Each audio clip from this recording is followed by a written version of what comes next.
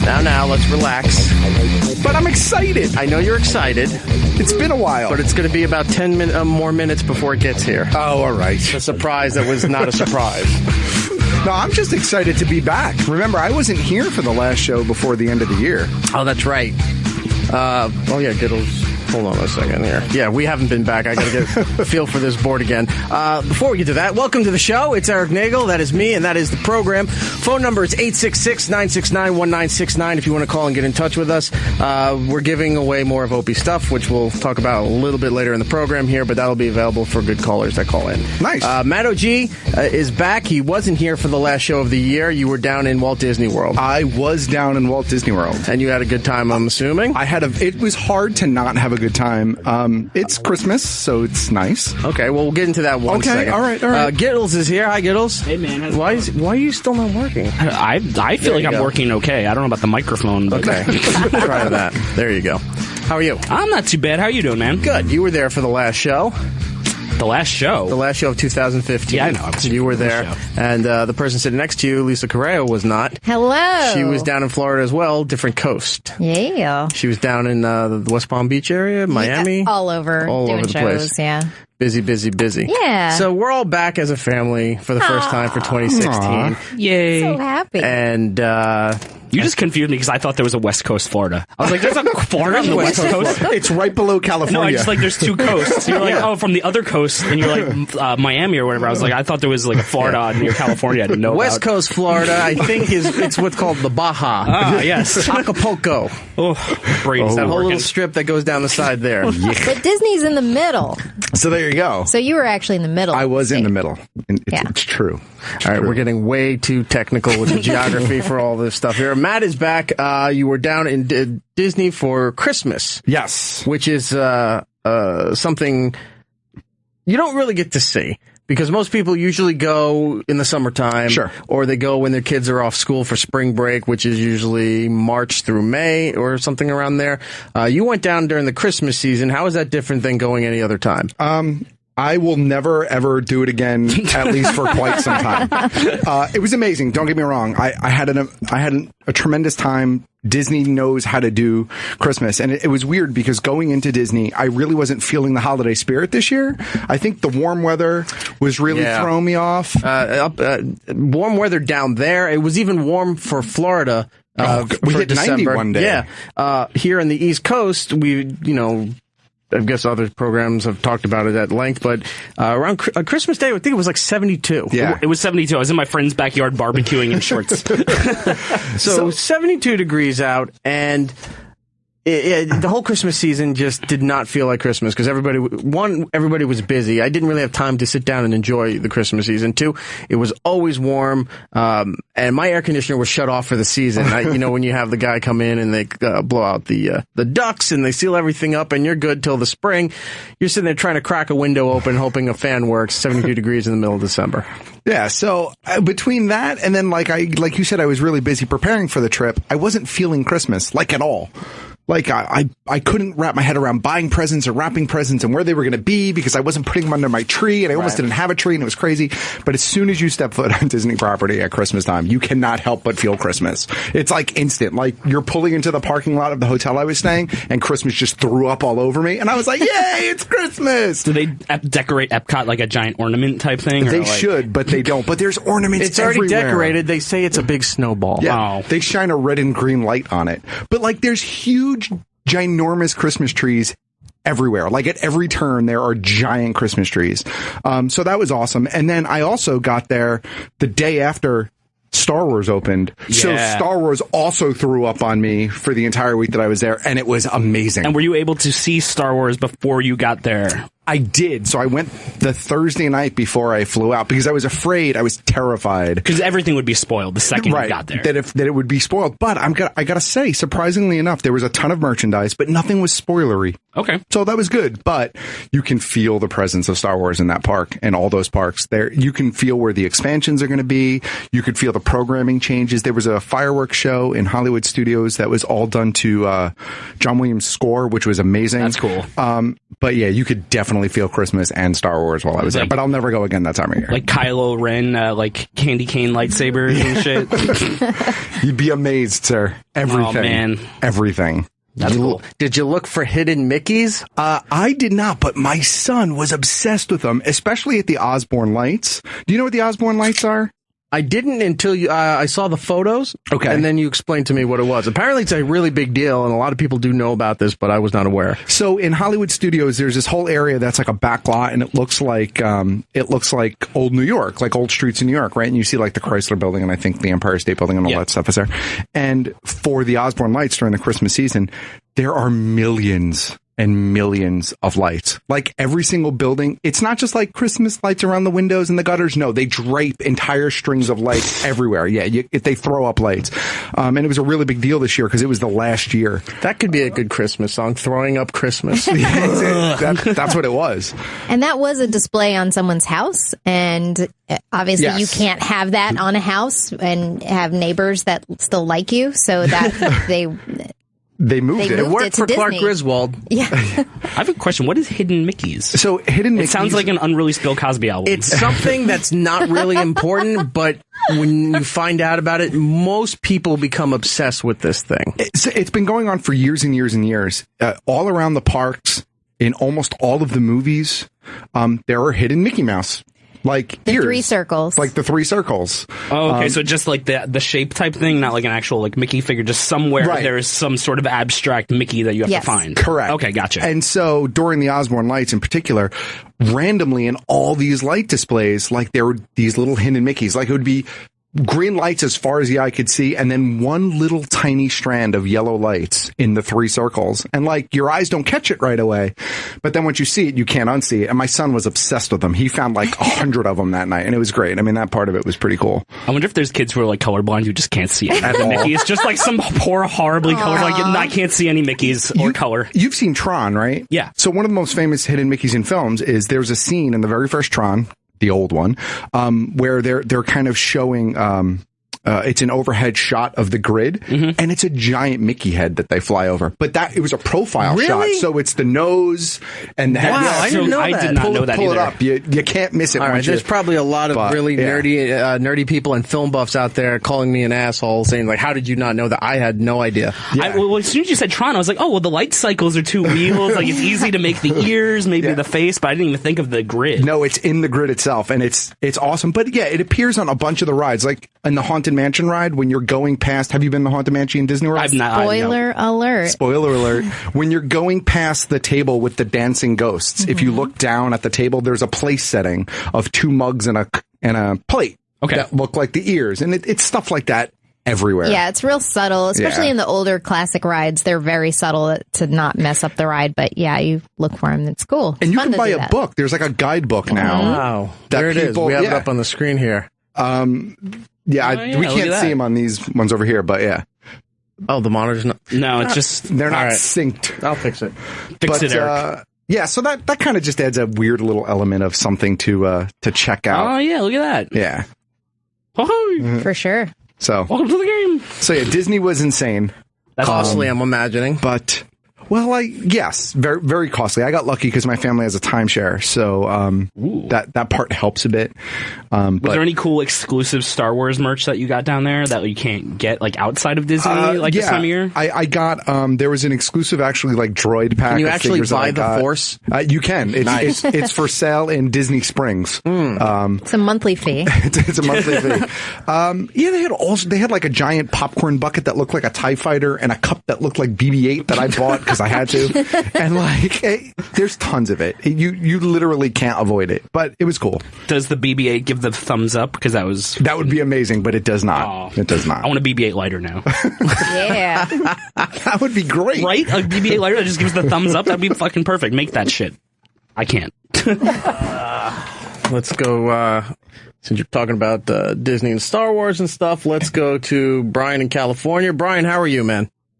Good. How about yourself? Good. Welcome to the show. Welcome to, thank you for being the first caller of 2016 on this program here. And welcome to the future. Oh, wow. Right. The future is now. Yeah, so my girlfriend, she just left Disney, I'd say about a year ago. She slipped and fell, and messed up her arm and stuff. And they're totally screwing her over. And it's amazing how much money the CEO guy makes. It's unfathomable. It's just like a death at Disney. They throw you in the ambulance and declare you dead at the hospital. You never died on Disney property. So that's the same thing, too. They treat her, they put her in the ambulance. No, she broke her arm at the hospital. It never happened at Disney World. Like, literally, that's how it is. That's crazy. Turn the hose on her, get her out into the parking lot. So there you go. It's pretty unfortunate. But, I mean, the people there, they're great. I mean, to work at Disneyland would be awesome, but they don't make... I feel so bad for some of them. Like, she has friends, and I've hung out with their friends, and they don't make anything for money, and they struggle. It's just really sad. I think it really depends on what you do, because I know my sister actually worked there for a while, and she had a pretty good experience. No, she was just a park employee. But I had a friend who was a performer in Animal Kingdom. Yeah, if you're a face character, you make, I guess, a little bit more, but still, it's not to live in Anaheim, you know? Or I'm talking about Disneyland. You're talking about land, yeah. I mean, I don't know. I mean, there might be differences between how the two are handled, but I know some people that work in World, so. But yeah, it's, you know, for the amount of money that they make versus I'm sure what they pay, it's probably quite a difference, I would think. But for a place to go, it's awesome. Yeah, to visit, it's lovely. That's how they get you. She all patched up. She's got a splint. She's got a cast. All right, I'm going back on Splash Mountain. I'll see you later. That's it. Yeah, that's it. You don't know how much these tickets cost. She doesn't bash them at all. She still loves them, and like they totally screwed her over on money and stuff. I'm like, what is your deal? But it is what it is. Well, I'll try to make this whole experience a little bit better for you, and we'll explain this thing that we do in detail in just a few minutes because I have some audio that goes along with this. But I started this thing a while ago where Ope's has become a minimalist. And instead of just, preserving things or enjoying stuff that he has, he decides to just throw everything out. So he had these bins of DVDs and games and CDs and all this stuff, and he was just gonna throw it out or put it out. His other thing is he puts it out in the street and watches what homeless guys come over and take it. So I said, no, let's take it and we'll give it away on this show, and that's what we're doing. So if you want, I'll hook you up with something here. Pick a number between 1 and 84, and you will get that prize. 36. 36. In a row? Yes. Wasn't it 37? Yeah, I think it was 37. Oh, was it 37? Yeah. Damn. We're on the 36th floor. Close enough. Number 36, you win an open and used copy of JFK by Oliver Stone. Nice. Fucking awesome. Okay, I'm going to put you on hold, and Lewis will get your information, all right? Find it back into the left in Opie's cabinet. Yes, and I'll have Opie sign it for you, too. Oh, thanks. I appreciate that. Okay, hold on. There we go. So there you go. So Disney was good. Christmas was good for you. Yes. Skittles. Yes. When Matt last saw you too, we did the whole gift exchange, and Giddles got hooked up with the Xbox 360. Yep. And a handful of games. And that night, Matt, I got a text, maybe 2 a.m, saying, "What the hell have you done to me?" Because he got hooked on Portal. Yep. And But that's a I beat good it thing. right away. It was way too fast. The first one. Both of them. Oh, really? And Oh. 5 hours total, I think, for both of them. I just flew through them really fast. Did you really take all right, so he beats the first one, and I said, you got to get the second one. It's more in depth. There's a better story, a lot of hidden things, a lot of things to explore. Did you really take the time to explore the game and look around and see everything? I think so. I don't know. No? I don't know. What was I supposed to be looking for? There's tons of hidden stuff. I mean, I found lots of the Cake is a Lie posters and stuff like that, and lots of little things and little office spaces that I got stuck in, but I went through it pretty quick. I think there are not really sub games, but I think there are a lot of things that you can do in addition to just going through the game. Right. Yeah, like accomplishments and shit like that. So you might have a good time going back and re-exploring. I want to play the cooperative with a teammate type thing. So I think that's pretty fun. So I want to try that. And then I played I downloaded the Left 4 Dead demo, and that was pretty cool. I played that online. That was pretty fun, just shooting zombies. Left 4 Dead is good. Did you try Red Dead Redemption yet? I tried that and Grand Theft Auto, and they were kind of cool. I don't know if they're up my alley as far as my type of game, but they're all right. You might need cooperative play. Don't play the story. I mean, the story's great, but for you, don't play the story. Do the open world where you're just stealing helicopters and boats and cars and just drive at full speed and see how much damage you can cause, and that's pretty much the fun part of playing GTA. Like how I live my life. Yeah, that's right. So Giddles is back into video games. I was supposed to start video games over the 2-week break and just never got to it. There was always something going on, and I didn't get a chance to do it. But since we're on the Portal thing here, and before we get to Lisa, this is from our friends at Jinx. These are for Giddles. Nice. Shirts. Cool. You got you got an Aperture Science shirt and you got a Portal shirt. Hells yeah. This is awesome. Thank you. There you go. So thank Jinx. Thank you, Jinx. There you go. Lisa, how was your Christmas and time off? Oh, well, my feet are holding strong at 4.5 stars on WikiFeet. Nice. Nice. I got some fan mail about it, actually. Really? Yes, I really did. Were they asking you to sign photos? No, I'll read the email. It's short. This is what's going to happen. Hold on, before you get that, I'm predicting this is going to happen rather soon. I'll call Lisa to talk show stuff or whatever. I'm like, oh, you here this week? And I'll just keep hearing the cha-ting, cha-ting, cha-ting in the back because people are tipping as she's camming her feet. Oh, I should do that. You'd make a ton of money. Idea. Oh, yeah, I don't mind doing that. And then right on your toes, the plug for your big apartment web show and all that. The weird thing is, I told my parents about it, and for some reason, they don't see it as a sexual thing, so they're, like, proud of me that it's 4.5 stars. It's like, yeah, she's got her feet. Like, wait a second. Well, you don't quite understand what's going on here. Right. So yeah. Oh, and a video popped up on YouTube. Of your feet? It's just called Lisa Correa's feet, and it's a clip from... What? It's a clip from Nickelodeon. Wow. This is getting serious. Like, this is pretty good. Like, if you need an agent, like, I will represent your feet. Here's what's going to happen now. I will totally represent your feet. I got socks. We got you covered. For those who don't know, Lisa was on a Nickelodeon show called Every Which Way. I played a witch. Right. You played Ramona? Yes. All right. The aunt, right? Was she an aunt or no, cousin? I was part of the Witches' Council. Okay. Ooh. So she was Ramona on Every Which Way. Now, Lisa does a lot of these convention stuff where she's signing and everything because of Nickelodeon, and anything Nickelodeon and Disney always has, big crowds and stuff like that. So she'll take photos, she signs autographs, things like that. You're going to have that, but then you're going to have a separate thing for your feet. It's going to get weird. Right. If it hasn't already. Charge more for the feet. Yeah. I know. So I got this comment on my fan page just saying, I love watching you with your bare feet crossed when you're on Every Which Way. Yeah, look, there it is.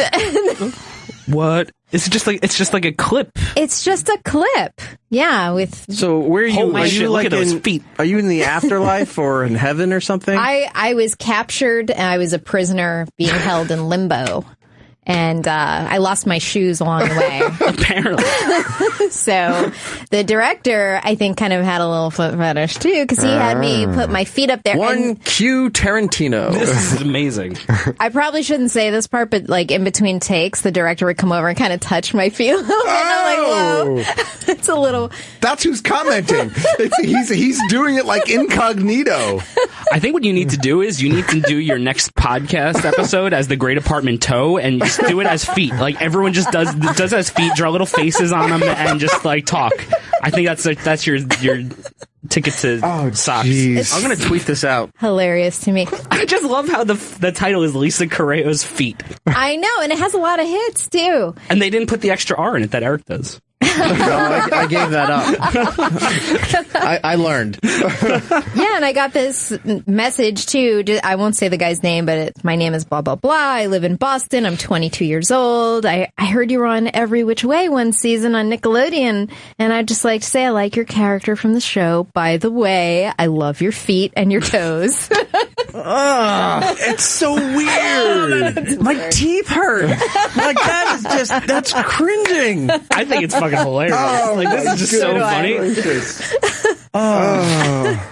I think it's funny, too. Well, I got my green screen back, so we can make a whole toe video I'll here. do it. Make a little cape for it. Yeah. Solve crimes. I'll do it. This is getting creepier. Yeah. Gills, you're not making it better. Go for it. Oh, no, we're going. Ride the wave. Man. Why not? So, yeah, that was... Give out copies of Toe Jam and Earl later in the show. Is it bad I'm tagging Nickelodeon on this? Probably. Okay, I'll no, take you that can't. off. I don't care. All right, Nickelodeon. From her Nickelodeon show. If they think that I have fans from that, they'll probably make some kind of a foot show. Oh, jeez. They will. So everybody on the phones are all packed here. So everybody hang on. We are going to go through the phones and get to everybody here. Oh, I didn't even mention who our guest was today. Chloe Grace Moretz. Yes. Now, you know her from the movie, the Kick-Ass franchise. Sure. And Hit Girl, right? Yes. This character as Hit Girl. She was also in Hugo. She was the newspaper girl in the Muppet movie, Muppets Most Wanted, and a whole bunch of other stuff. And she has a new movie called The Fifth Wave, which is based on the book. And that's coming out, so we're going to talk to her a little bit later in the program. I see our surprises here, so we'll get to that in a moment. Let's go to Louis. Oh, go up to Canada. Louis in Toronto. Louis, how are you, sir? Hey, guys. How's it going? Happy New Year's. Love the show. Thank you. Hey, I just came back. Well, in August, I was in Disneyland Paris with my girlfriend. And a question's for Matt, because I don't know if everyone does this, but we must have spent about $1,000 or $1,100 on shit, souvenirs, which were great, but I call it shit. But I was curious as to how much he spent on merch when he went to Disneyland or Walt Disney World. Wow. I don't think I spent thousands, but I definitely spent probably a couple $100 easily on merch between myself, mostly myself, and my son, a little bit for my son. Just to shut him up while Daddy was shopping. Hey, listen, there were toys, there were hats. It was very interesting. No, I definitely spent a couple $100. Did you see? I Instagrammed a picture of myself in a dumb Darth Vader hat, and I was like, I'm thinking about buying myself a new hat. What do you guys think? Well, that was yesterday. And the official the official Disney account responded to me, and they were like, we think it's great. The Force is strong in that hat. And I was like, yeah! How about 20%? And then they blocked you. Yeah, exactly. It was immediately over. The Force is strong. Give us $30. I bought like a bunch of Star Wars stuff. Always. And then like... Well, I saw you park the X-Wing on the roof when you came in here today. Well, that's how I got here so fast. But it's hard not to. It's hard not to spend a ton on food and merch between the two. Yeah, that sounds reasonable, though. I'm surprised because everything's so damn expensive, and a couple $100. I mean, you get like maybe 3 T-shirts and a hat for that much. You know what? I actually did not buy any clothing this time. Normally I do, but there was half a dozen shirts that I wanted, but I refused to spend $40 on a T-shirt. Like, that was my breaking point. There was like a couple of really cool shirts, not even Star Wars ones, just like Disney in general, because I'm a big Disney fan overall, but I'm not spending $40 on a T-shirt or $80 on a polo. Like, maybe in my younger days, but I just couldn't bring myself to do it this time around. What about if you spent $240 worth of pudding? Well, is it Disney pudding? There's hidden Mickeys inside. Yes. What if there was like a waterproof Captain Phasma like cape? Maybe. That you can just wear around, looking all shiny. I almost bought a life-size Darth Vader. It was about $5,000, Holy and shit. I looked at it, and I'm like, oh, they have a payment plan. There was serious consideration. Second mortgage. You just see it going around the luggage carousel. Is this someone's Darth Vader? Life-size? Yeah, it was really, really close. I was really close. Should have done it. Hey, Louie, I'm going to hook you up. You can win some of the stuff Opie was throwing away. Pick a number between 1 and 84. 31. 31, you won a copy of Homeland Season 1 on Blu-ray, not opened. Ooh, nice. Oh, awesome. That's great, guys. Thanks a lot. All right, I'm going to put you on hold there and tell more of your Canadian friends that we're your buddy friend guy. Hey, thanks. Hey, actually, there's one thing, actually. Yeah. I've already got Homeland Season 1. Okay. Well, now you have 2 copies of it. Thank you for calling. I appreciate it. Let's go to Matt in California. Matt, how are you? Hey, guys. Happy New Year. How are you? Doing good. Happy New Year. Hey, so I want to thank you guys profusely for ER Season 2 on DVD. I got it right before Christmas, so I put it under my tree for myself. I really appreciate it. Let me explain to Matt. Emilio, who was sitting in on the last show for 2015, decided he thought it was a cool idea that we were giving away Opie stuff and what have you. So he brought in his own DVD collections that he didn't want anymore. So if you want, there's seasons of Smallville in the back if you want to take those. But he brought in ER. And so we're like, all right, let's just give that away. We had Star Wars stuff, but Emilio really wanted to clear out his collection, so we gave him a hand with that.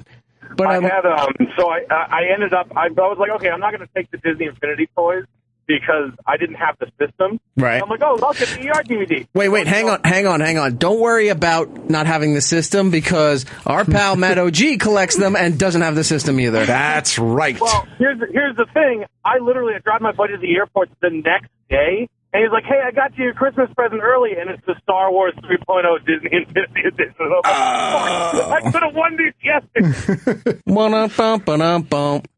I really appreciate ER Season 2, guys. I'm getting my Clooney on. All right. And then wait for the episode where I forgot his show name, but we'll just call him Dr. Anthony Edwards. Yeah. Is dying from cancer, says shit, and collapses on the floor to the Hawaiian What a Wonderful World song. That was probably the best episode that ER ever did. That's why Season 2's in my collection now. There you go. Well, I think you got to skip up to, 8? Yeah, something like that. That show went forever. It did go for a long time. It went way too long. Once they started doing the crossover to Friends, I knew ER was done. All right. Thanks, Matt. Bye, guys. Thanks. Take care, man. Let's go to Daniel in New Orleans, if I can get the mouse over there. Daniel, how are you? I'm doing great. Happy New Year, guys. Happy New Year, sir. I'm a huge Disney freak, just like you guys. I just came back myself. Have any of y'all been to the candlelight processional at Disney World? Yes, I checked it out this time, yeah. Okay, how many people did you see fainting during the candlelight processional? Oh, I didn't see any fainting. I feel like I've missed out now.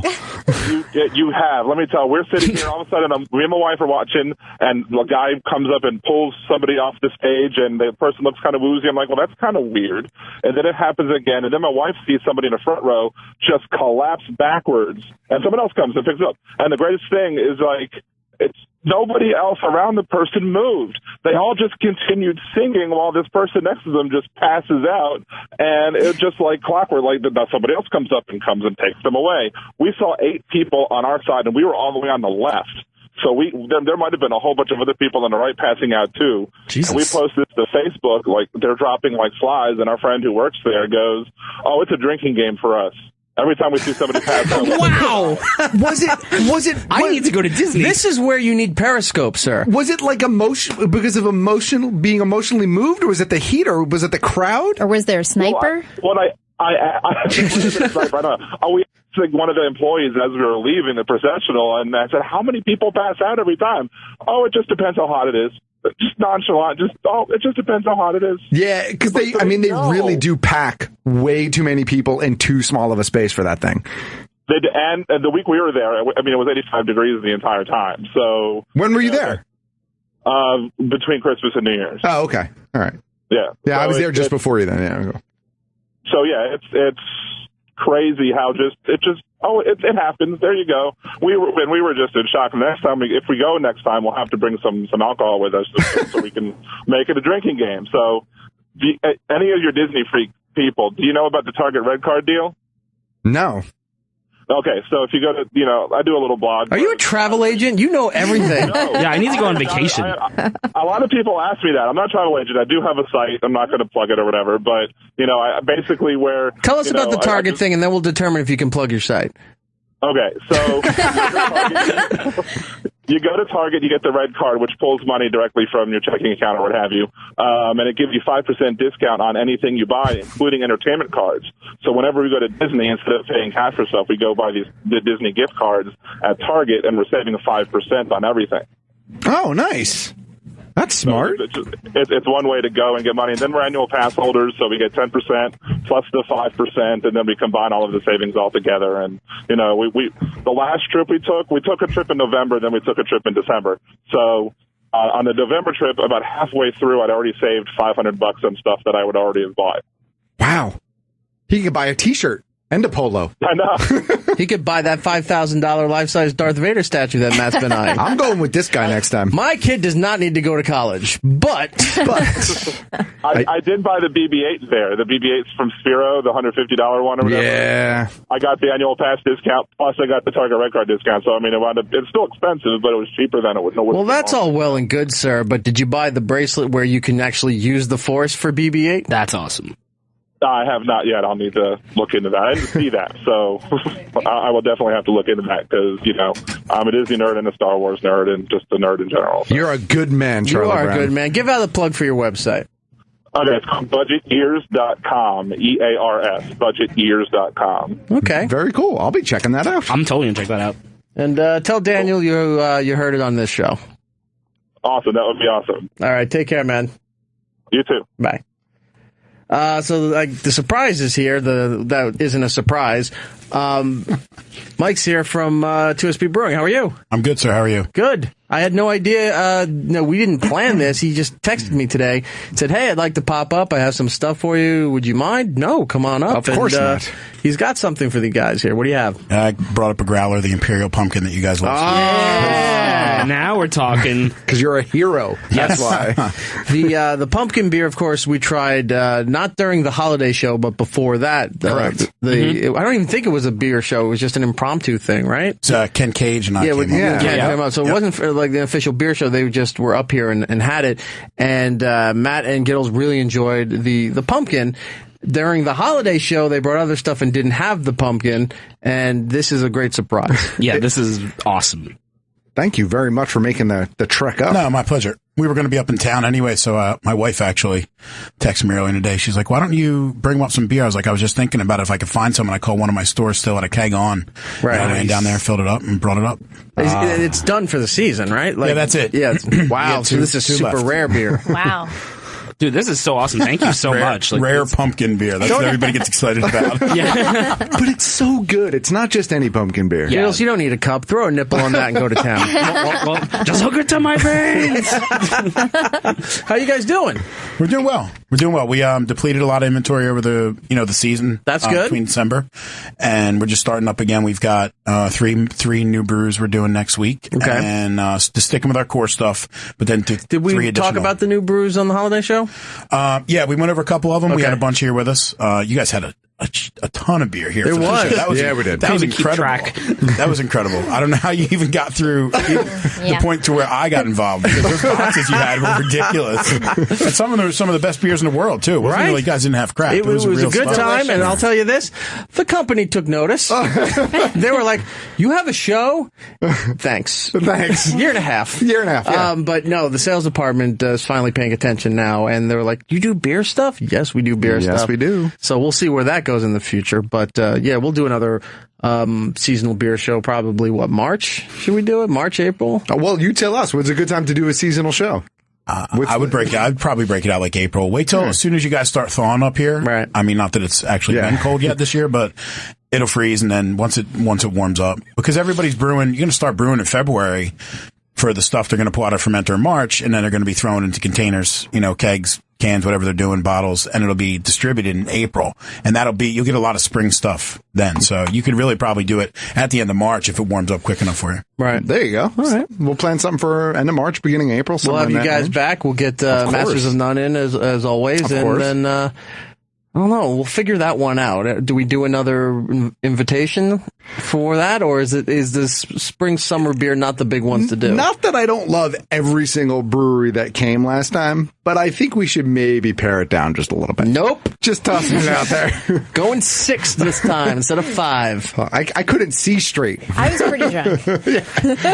By like a half hour in, I think we were all like, all right, this is going to be a fun show. You know what? If there was ever a time that we needed your jalapeno mac and cheese, that was it. Yeah, pretty much. There were heavy pours that night, too. They were.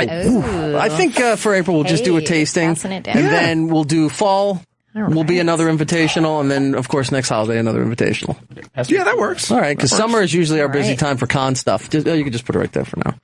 Thank you. Let's go as Stiggs is pouring the wonderful pumpkin beer so there good. from 2SP Brewing. Let's go to Michael in Denver. Michael, how are you, sir? Good. How are you guys doing? Doing all right. We're enjoying some fine pumpkin beer. I know. I'm really jealous of that right now. It's snowing in Denver. I could use some. What can we do for you? I wanted to tell you guys, so I went to Disney World probably a couple of years ago now, and thank God for those merch shops.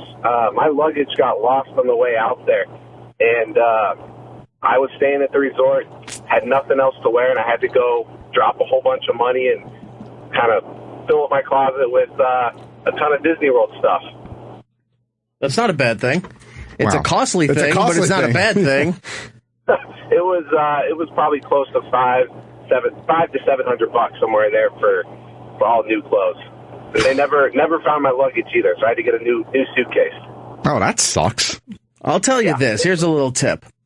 If you're staying anywhere near the parks or if you're on property, they have cabs. Just go to Walmart.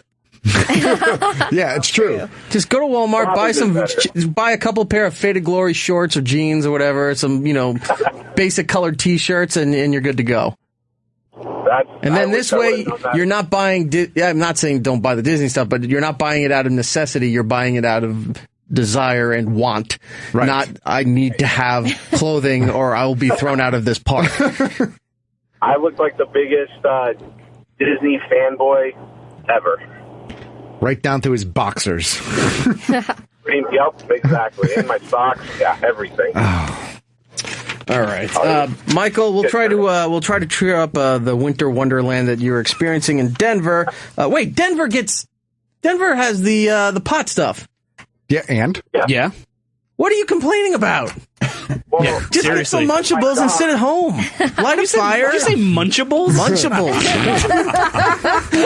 So some new sort of snack that comes from Lunchables? Right. You it's a need to cross market between that shit. Edibles and Munchies. Oscar Munchables. Great idea. No, well, I would get fired if I got caught smoking. That's why you get the Munchables. No, I think he means if he failed the test. No, sir. he said smoking. Oh, okay. The Munchables. Munchables. Copyright, it's Erik Nagel, and that will be a t-shirt. On the next episode of The Consumer, Right, Munchables. that'll be the second shirt after Genetically Boring, which is coming to this show. Michael, I'll hook you up with something that Opie no longer cares for or desires.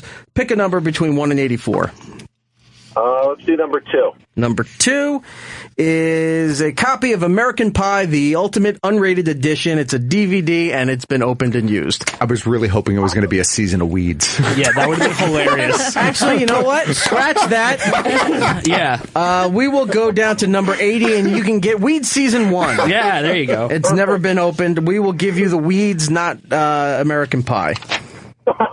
Awesome. I'm looking forward to it. All right, Michael, we'll put you on hold. Lewis will get your information. Weeds, great. Sticks, what are you doing in New York here? I just came up for the weekend. I got friends in town tomorrow night. Okay. And as close as we live, all the way down at the other end of the turnpike, right, we never come up.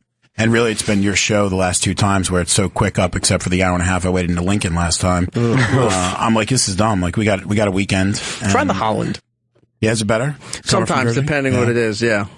Today, breeze right Local bridge and tunnel talk. Then it just took me 25 minutes to walk 4 blocks here because I was trying to follow my phone between the GPS and the buildings, and it took me around pretty much that doesn't a work giant well. circle. It sucked. Yeah, it you was can't so do that. bad. You can be on the corner of 48th and 6th and get 4 bars. You walk halfway down 48th, and it's 1X. Yeah. It's horrible.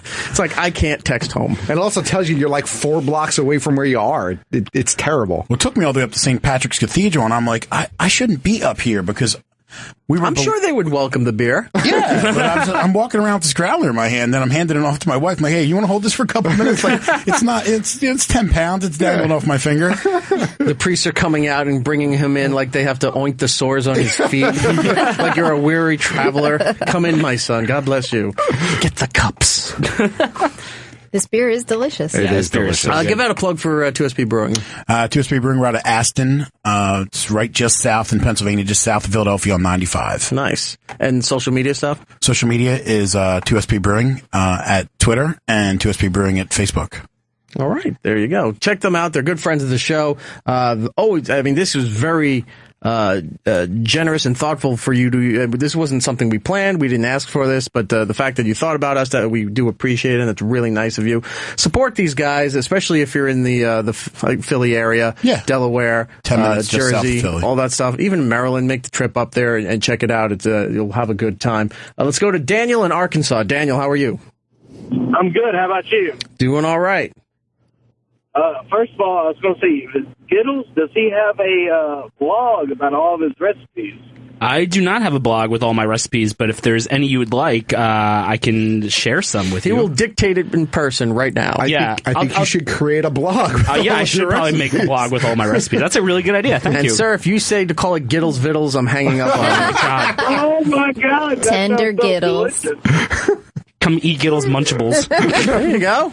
You can use it. Munchables? That'd be a good blog. That's a good blog name. It is a good blog name. And just take a photo, which it's a bad cracker with a piece of square ham and cheese, and then you put a joint on top. It sounds like my lunch every And then day. a gummy bear. How do you know my diet so well, Eric? Daniel, is there anything specific that he's talked about over the year with the show that you wanted to get your hands on? I think it was the one of the last episodes of the year. He specified the chicken fettuccine mac and cheese or something. Oh, yeah, the spinach and artichoke spicy mac and cheese. Yeah, I can throw that recipe up, no problem. Dude, hit that up on Pinterest or something. I mean, that's something we all need in this universe. Yeah, man, I'm totally down. I will throw that up there. All right, for sure. I love that you have advocates. They really love all that you do. Dude, I've had people hit me up on Xbox 360 now that I have it through Xbox Live, and they're like, hey, man, I love the show. Can I get the meatball recipe? I'm like, really? Like, no joke. That has happened to me. I was like, thanks, man. You want to play a game together? Like, nope. respawning. I'm playing Halo. Yeah, I'm like, really, dude? And then he called you the N-word. And he was 10. But yeah, I guess, Yeah, I'm going to make a blog. Set up what would you use, Tumblr or something like that? Well, he said Pinterest is probably a good idea. Tumblr is do them on free. Instagram, Pinterest is free. Yeah. Yeah, I'll do that. I'll figure something out. Thank you. Instagram's simple. Just Actually, post a Instagram is picture of great it because you can post a picture of the finished product and then just throw it in the description. Do a quick 15-second video for how to make it. Yeah, I follow a couple of food. And then it always blows up at the end. They have that app where you can just have your photos blow up all the time. Yeah. Like, look at this fancy meal with shrimp and lime, and boom. Oh, I didn't get the recipe. And for at least one of your videos, you have to have Lisa make a bologna sandwich with her feet. Yeah. Because Oh my God, that would just be like cross-pollinating, huge explosion, cats and dogs. As long as she does it with bologna foot from the state. Yeah, every food video ends in feet. That's a great idea. Sounds totally awesome. All right, I'm guessing we're going to have to take a break in a moment. Boo. Sorry. If you want to give us a call, 866-969-1969. Let's go up to Boston and say hi to Jason. Jason, how are you? Wait, where is he? Hello? I'm here. All right, there you are. Oh, good. Thank God. I was like, shit, my phone's not going to work. I waited on 40 minutes for this shit. It works. Perfect. Listen, Nagel, I miss you on Opie and Andy, Opie and Jimmy, whatever you want to call it now. Right. I just want to let you know, thank you for making my Friday shitty ride home so much better. Oh, well, thank you. I'm still on Opie and Jimmy. I'm just not I'm not like in the studio like I used to be, but I was there when they were Jimmy was telling me how awful Star Wars is, and I was explaining my issues with trying to see the movie, which we'll get into after we speak to Chloe Grace Moretz. Sure. We'll get into that story there. No, I definitely listened to it. You throwing your soda and your popcorn everywhere. Yes. That sounds about right. All right, well, you don't spoil the story here, sir. I'm sorry. I miss hearing your everyday voice on there. Well, I miss me too. Perfect. Right. I just want to appreciate it. Since you're a longtime fan, I will let you dig through Opie's garbage here, and we can give you something hopefully you will enjoy. Pick a number between 1 and 84. Well, we got a lucky number 13. 13. You win a copy of Chuck Season 1 on DVD, not opened. Perfect. Oh, Season 1 of that show is actually good. That's not the one where they discover that the Rush song is how you beat asteroids, right? No, that is not Season 1. That's my favorite episode. Yeah. All right. We're going to put you on hold and get your information. All right, man? All right. Sounds great. Thank you, Eric. All right. Thank you. All right. So we're going to take a break in a moment here. Mike, thank you so much for bringing up the stuff here. 2SP Brewing on Twitter, Instagram, all that stuff. Check them out. I think we covered... No, there's still more to talk about with Christmas. A couple of things I want to tease. Okay. Don't want your opinions now, but we'll do it later after we speak to Miss Moretz. Two subjects that are bothering me. The parking garage that I park at. The guy gets my car, changed everything in my car, had a different station on, and then decided to stand there and talk to me while there was a big crowd about politics. Ooh. And I'm just like, take the $2 and get out of my car. I picture this guy driving the car a la Ferris Bueller's Day Off. First thing I was thinking, I was like, he's just driving and talking politics. My bumper's on by bungee cords. The other thing is this. Going to somebody's house and then realizing they haven't gotten rid of something and you're forced to deal with it. Like a pumpkin? No. Baby? Like something left behind. Something, a dead body. Something, yes, we'll say something's left behind, and you're in a position where you have to now deal with it because there's no way out. All right. Sounds like every day. Vagary at its best. Yes, indeed. You got me. Okay, so we're going to take a break. When we come back, we're going to speak to Chloe Grace Moretz for her new movie, The Fifth Wave, of course, based on the book. And then when we come back, more of Opie stuff to give away. We have a bunch of other stories that we need to get to and life experiences and whatnot. Oh, by the way, Lisa's Feet is up on the Twitter account. It's Erik Nagel. You can check it up there. And go to WikiFeet. And is it a voting system or something? Is it really WikiFeet? Yeah, it's WikiFeet. Dude, WikiFeet is a big deal. Lisa Correo, and you can rate my feet out of 5 stars. Now, she's not doing this herself. People just decided that she needed to be a part of this. What if I was just like, you know what? Well, how then can you I got get us. some heat? Big Lebowski, she's kidnapping herself. She's like, oh, just taking feet pictures. She cuts off her own pinky toe. Yeah. I got feet heat. All right. Gross. Anyway, it's Erik Nagel on Twitter, Instagram, YouTube, Snapchat, and every other possible thing you can think of. When we come back, we'll speak to Chloe Grace Moretz. Be right back.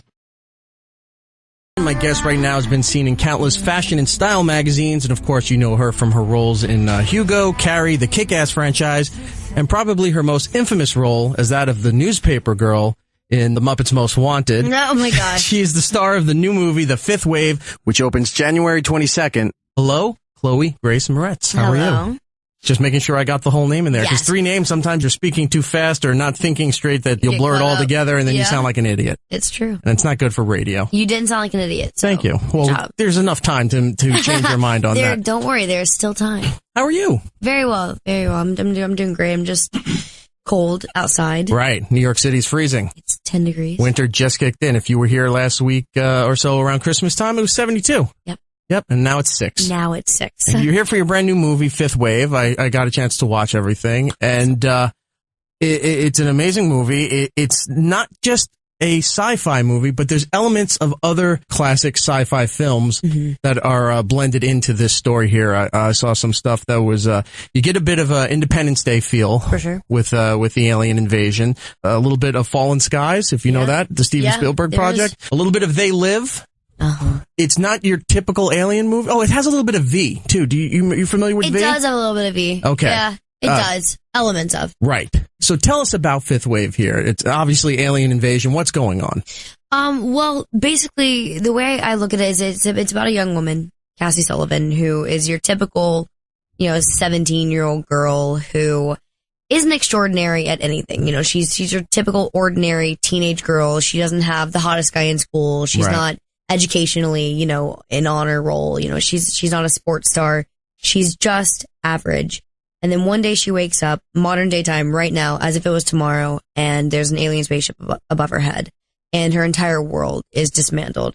And following the arrival of the spaceship, there are 5 waves of an alien attack that completely demolish the world. Right. Tsunamis, earthquakes, snipers, a virus that kills a lot of people. And then, the question is, what is the 5th wave?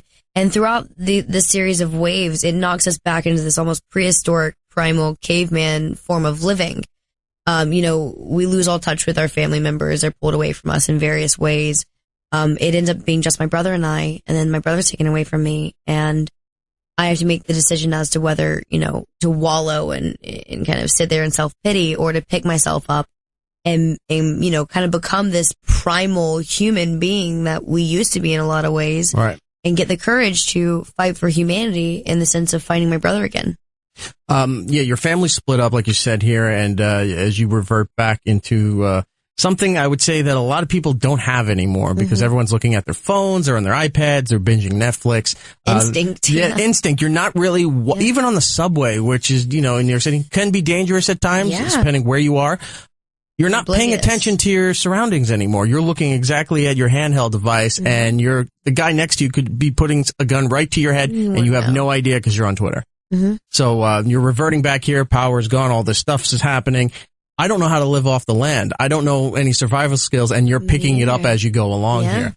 One of the things I found really interesting is, this isn't giving anything away, there's a scene where your father hands you a gun.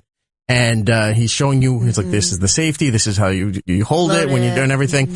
So you go at one point from this handgun that you didn't want, that your father gave you, to as the movie goes around, you're carrying an assault rifle, and taking out what you can in order to survive.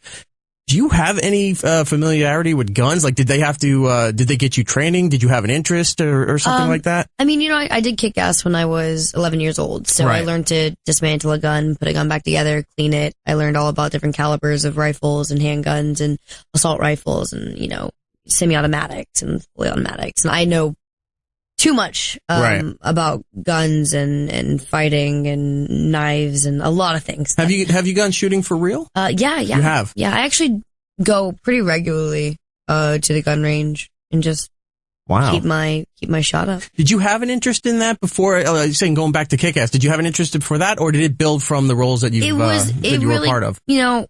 I shot my first revolver when I was about 10 years old. Wow. Like the first time I shot a gun. Yeah. And then during Kick-Ass is when I really got into it because the stunt guys and the armorers and all that stuff. And then as I started growing up and I did more action movies and stuff, I just kind of enjoyed it. And I found it kind of interesting. As long as you respect it and you don't take it for granted, and you don't kind of take advantage of it, and you treat it like the deathly weapon that it is, you can, become a little bit of a marksman and, figure out what type of gun is for you, etc. I'm not a gun guy. I've never shot anything, so that's I'm curious about that when people do decide to pick it up. And obviously there's a big difference between movie guns and shooting in real life. Yes. For what you're doing on the movie set, does it have the same kind of kick, same kind of feel? It's a half load. It's a blank. So there's technically, you're not getting the push on it. Nothing's popping out of the barrel. So, you don't have the amount of gunpowder that it takes to propel a bullet out of the barrel. You have maybe even a third of a load, and all it does is just make a big popping noise and it pops out. Right. But nothing actually really happens. So you don't feel much kick at all. There's a scene in the movie, again, doesn't give away anything, but, you wake up in a house and someone's taking care of you because something happened to you. And as you're exploring the house, you're in a room, and it just seemed weird that this was in the room, the way it was positioned. But at one point, there's a huge poster for the movie Big Fish right behind you. What's the tie-in? I actually asked that too. Because I love that movie, and a lot of people haven't seen it. It's an amazing movie. I think it's one of Burton's best movies for sure. I think it's super special. But I actually asked that because I was like, what? Because it's almost like product placement because it's so right there. Yeah. I was so confused when I saw it in that room. I was like, why is this random farm kid interested in Big Fish?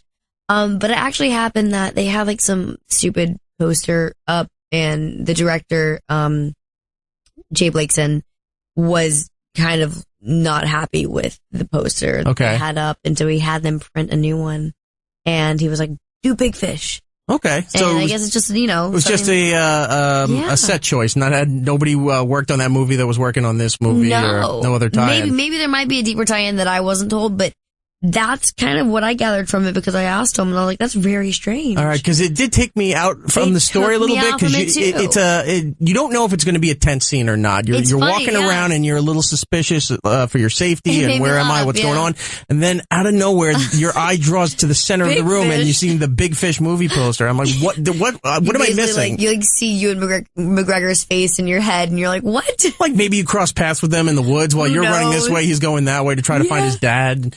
Some kind of tie in there. So how did you could definitely see some of the elements from what you picked up from the Kick-Ass franchise being used in this movie as far as your fighting technique and stunts that you were doing and what have you. How does this movie differ from other projects that you've worked on as far as maybe your acting ability or your stunts or things like that? Well, I think this is definitely one of my larger projects in the sense that it has a very large spectrum. I mean, I was dealing with a lot of different exterior things, like aliens and CGI, right, and dealing with explosions and things I haven't really had to deal with. Like, I've done stunts, but there was definitely a larger scale of that. So physically, it was in a different way demanding. It was also very interesting for me because I do have so much knowledge of fighting and kind of, I know where my fists are, I know where my hands are, I know what I'm doing, I know, where my body is placed. So, playing a character that doesn't know any of those things, I'm playing a character that's never held a gun before, never shot a gun before, doesn't know where the safety is really, is still fumbling, does not have the courage to shoot a gun. I was constantly being reminded by the director that, you don't know how to hold the assault rifle. Stop holding it like an army girl. Right. Like stop it. You don't know what you're doing. So it was kind of interesting to retrain my brain to be, more spastic than I actually am. So we had to constantly film running scenes of me fake falling. Because okay.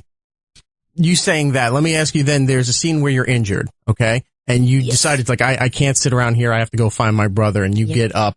And the injury that you sustained is not one that you can just kind of walk off or even force off by will. Your body at that particular point of injury just can't do anything. Function. Yeah. And the way you got up and fell to the ground, do they have to show you how to be injured for that? Because the way you were getting up, it's like your instinct is to kind of catch yourself and kind of walk when you're not supposed to be able to do that. Yeah. Well, really what it is, I mean, that kind of falls into the acting part of it where it's you imagine what it would feel like to be hurt in a certain way and how you are if you just have a simple sprain, right? For instance, and how you want to try and lean on it. They're like, oh God, I forget that, it happens and you just kind of get wobbly. So really, that just falls into the acting part of it of just trying to put myself in the position of feeling my leg really being hurt in that certain way. And I do know because of my stunts how to fall the right way. Okay. From getting they actually fake have courses to show you how to do a shoulder or something, or getting hit. You know how to fall. Right. You just know if you do a lot of stunts, you just know how to take a fake hit. So I am pretty good at doing pratfalls and stuff, making fake hits happen pretty realistically from stunt work. I was looking on your Instagram, and I have to ask you this. You were born in Georgia, but moved to New York City a few years later. Yeah. Where did you become an Islanders fan? Very random. So I didn't get into hockey until about a year and a half ago, maybe 2 years ago, right in our last, the Kings' last Stanley Cup winning, which was 13, 14 season. So around there. So 2 years ago, pretty much. And the Kings kind of introduced me into hockey. I'm, a West Coast girl predominantly. I grew up in LA from the time I was 8 years old on. Right. Not big hockey world except for the Ducks. And I lived in LA and the Kings were nothing until a few years ago. And I just fell in love with hockey, deeply, a deep passion with hockey. So you just kind of fell into it? I just fell into it for no reason. And then I started watching so much hockey. I just watched random games. I would watch Devils games. I would watch, Jets games. I would watch random games that weren't even exciting. And then I just fell into watching Islanders games. And I loved the way they moved on the ice. I mean, I loved Tavares. I loved Clutterbuck. I loved the players, I guess. And I was like, wow, I think I want to watch those games more than I watch the Kings games. And then I went to their last 3 games at the barn in Nassau County. And I was before obsessed. They moved to Brooklyn, yeah. Yeah. And it was during the playoffs. And I was like, oh my God, this is my team. I feel so at home with this team. I don't know why. Do a lot of people who are hockey fans that find out that you're an Islanders fan go, why the Islanders? Yes, yeah. every single time. They go, why not the Rangers? I'm like, because. I'm like, I don't care about McDonough. I don't care. You're so passionate about who you don't like. I am so passionate about hockey. It's an issue. I will literally sit there in my hockey jersey at home alone. Right. My whole family doesn't like hockey. And it's me alone in my jersey. And I'm like, yes, let's go. I'm screaming at the screen. It's bad. It's amazing what you fall into. It's random. Check out her Instagram. It's Chloe G. Moretz on Instagram and Twitter. Another thing I saw a few months ago, you became good friends with Hillary Clinton. Best friends. Whether, whatever your political line is with her, meeting her is she's a very powerful figure, but I imagine her presence is very commanding. You think it'd be like almost overpowering, but it's not. It is very commanding. She seems very strong, but she seems like your sweet mother or grandmother, even. Like it's a very, very maternal spirit. It wasn't intimidating? No, like it was because of what I built her up to be in my mind and how much I respect her as a woman, and just to see what she's done as a woman in a very masculine business. I think that's one of the big differences between her first election and the election now is the fact that she's less so trying to be with the boys. She's more embracing the fact that she is a woman and she's a mother and she has this maternal aspect. And she's really come into her own, I think, personally with, Chelsea having a child and her being a real grandmother now. I think she really is embracing the fact that she is a woman in the sense that she's not having to compete by trying to be like the men. Right. So, I mean, again, it doesn't matter where one's political line is drawn, but if you met a president, even a president that you didn't even vote for, you'd still be like, oh my God, that is the president, or that is somebody who ran for president. It's still a huge deal. Well, you're very active. You're a big champion of I guess, I'll say pro-woman, women's rights, things like that, right? You also posted something about the Miss Universe, which got a lot of attention, and it's weird because those pageant things, no matter if it was Miss Universe or Miss America or whatever, was always the same run-of-the-mill pageant that they've been doing since the beginning of time, and it's slightly. And you were pointing out the questions are dumb. You're still judging people on whether they look good in a swimsuit, and ultimately that's what really wins the competition. No matter their talent, their political views or their education, whatever. That last thing is the bathing suit competition, and that's what usually wins them before they do the formal gown and stuff like that. But for someone of your age to be that vocal about it, I don't think a lot of I don't want to say you're a kid, but I want to say a lot of young people care about those things. No. They just look at it as it being ridiculous. Yeah.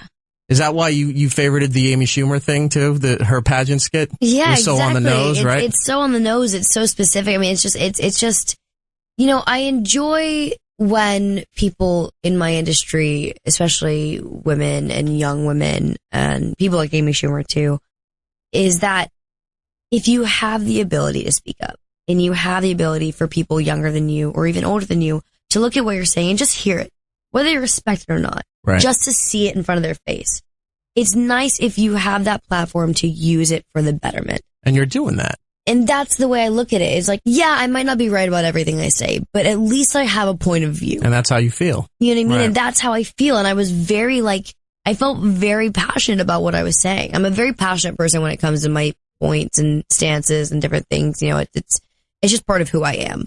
And, that's how I felt in that moment as I was watching it. And I just watched everything unfold, and I just sat there being like, I can't sit here and have young women look at this and go, I will never be that because my body doesn't look like that in a bikini, and I'll never be that because I can't look like that, so therefore I'm never going to get a crown. Like, that's not what it should be about. It doesn't matter what you look like. I mean, it should go to the most educated, smart, politically driven, philanthropically driven young woman on that stage. Well, if you want to check out everything she did, it's up on her Twitter, and various other news sources picked it up. I was amazed it got as much attention as it did. Most people were just happy that Trump wasn't running the thing anymore. Based on Perez Hilton's comments, but and then Steve Harvey took all the attention away by screwing up the announcing of the winner. But it got a lot of attention, and you are a woman of your conviction, and you're 18, so you get to vote in this election. So I think we know who you're leaning for, based on everything else. But definitely go out and check out the movie The Fifth Wave, which opens January 22nd. If you're a sci-fi fan, if you're just a fan of human interest stories, check it out. It's definitely a movie worth seeing. And you've had so much success with, like we said, with the modeling, with the acting, and I wish you continued success with that. But I think you hit your peak by the fact that you have your own action figure. I agree with that. That's pretty crazy. This is what it all comes down to. I'll never be able to top that. No, because if I ever get my own action figure, I'm buying a crate of it and I'm sending it to everyone in my family for Christmas. Yes. This is what you're getting from me. It's pretty crazy. How awesome is that? It's rad. Go out and get her Hit Girl figure. Do it, guys. While you do that. And then go see the movie. Chloe, thank you so much for coming on the show. I'd love to see you next time around. I know you got Little Mermaid in the works. Yeah. So that'll be interesting to see a live action version of that. So if you're in town, please come by. I will. All right. Take care. We're back. The It's Erik Nagel Show. That is me. Matt OG is my co-host over there. My buddy Giddles is right in front of me. What up? Lisa's taking care of some business. Some foot-related business. I think she's tweeting feet pics. Yeah. But she'll be back with us in a little bit. She got to keep them puppies lotioned. Yeah. Right. She walks around in those special spa socks. You know, when you get treatments and then the socks are like full of some weird gel. Can't hear you. I'm wearing a jacuzzi. Do you think she does that thing with the fish? Yeah, the fish that like eat the halitosis or whatever it is. Yeah. I forgot to pull the clip that you just reminded me. So, remember several weeks back we talked to the guys who do the Talking Simpsons podcast. Yeah. It's part of the Laser Time Show network. And they also have another podcast that I got really into called Retronauts. And they go way back, and they'll do by different categories and different gaming systems, everything. And they tell you the history of how this game was developed. Or the one I was listening to was the history of racing games. So it shows you from the very beginning in the 70s, both in the arcade and, the home console stuff, and they go up the timeline and explain everything. So, it's very in-depth and nerdy, but if you're interested in that kind of stuff, it's kind of cool. The last episode that they did, which was for One Fish, Two Fish, Blowfish, Bluefish, which is the Simpsons episode where he eats the fugu and thinks he's going to die. Yes, I remember that great episode. At the end, they gave us a nice little shout-out on their podcast there for thanking them for having them on and everything. Nice. So that was really cool. So if you're into The Simpsons or classic gaming and all kinds of cool stuff, go over to Laser Time Show on iTunes, get Talking Simpsons and get Retronauts and enjoy those things. Holiday time was also a good time for chilling out, catching up on things, TV, movies, all that fun stuff. I got to start The Flash. Yes. Couldn't get through season 2 because it's not on demand. I don't know what the hell CW was doing, but there were 2 episodes out of order and I couldn't catch up on season 2. I was strongly debating maybe I should go over to like iTunes or Amazon and purchase the first half of the season. And then I said, I'm going to start Arrow. There you go. So there you go. Yeah. I went through and I'm on season 3 of Arrow. Okay. And I can see why you like this. I mean, other than Arrow is your one of your favorite figures, the show is really good. It is really good. Couple of issues with it. Fair enough. I'm sure plenty of people have issues with it. So CW show, I feel like there's probably some issues. Something I do enjoy is that they seem to like to pilfer off characters from Doctor Who on this show here. Well, yeah, John Barrowman, who is Captain Jack Harkness on Doctor Who, plays what's his name? Malcolm Merlin. Merlin. He's a major character on Arrow. Right. He just returned in the beginning of season 3. Yeah. Spoiler. So there was that, and then speaking of spoiler, River Song plays his girlfriend's mom. Yeah, he plays Laurel and Sarah Lance's mom. Thank you. I couldn't think of the name. The Canary's mom. Right.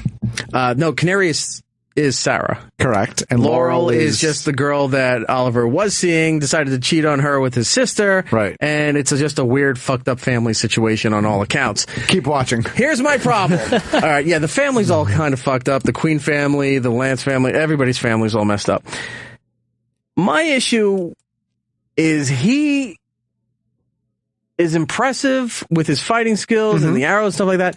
He is the dumbest superhero on keeping his identity because almost every episode somebody new finds out who he is, yet nobody decides to say who he is to the public. But you know what, though? I hear that criticism a lot about the show, and I think it's funny. I'm not an Arrow fan or anything. This is my first experience with it.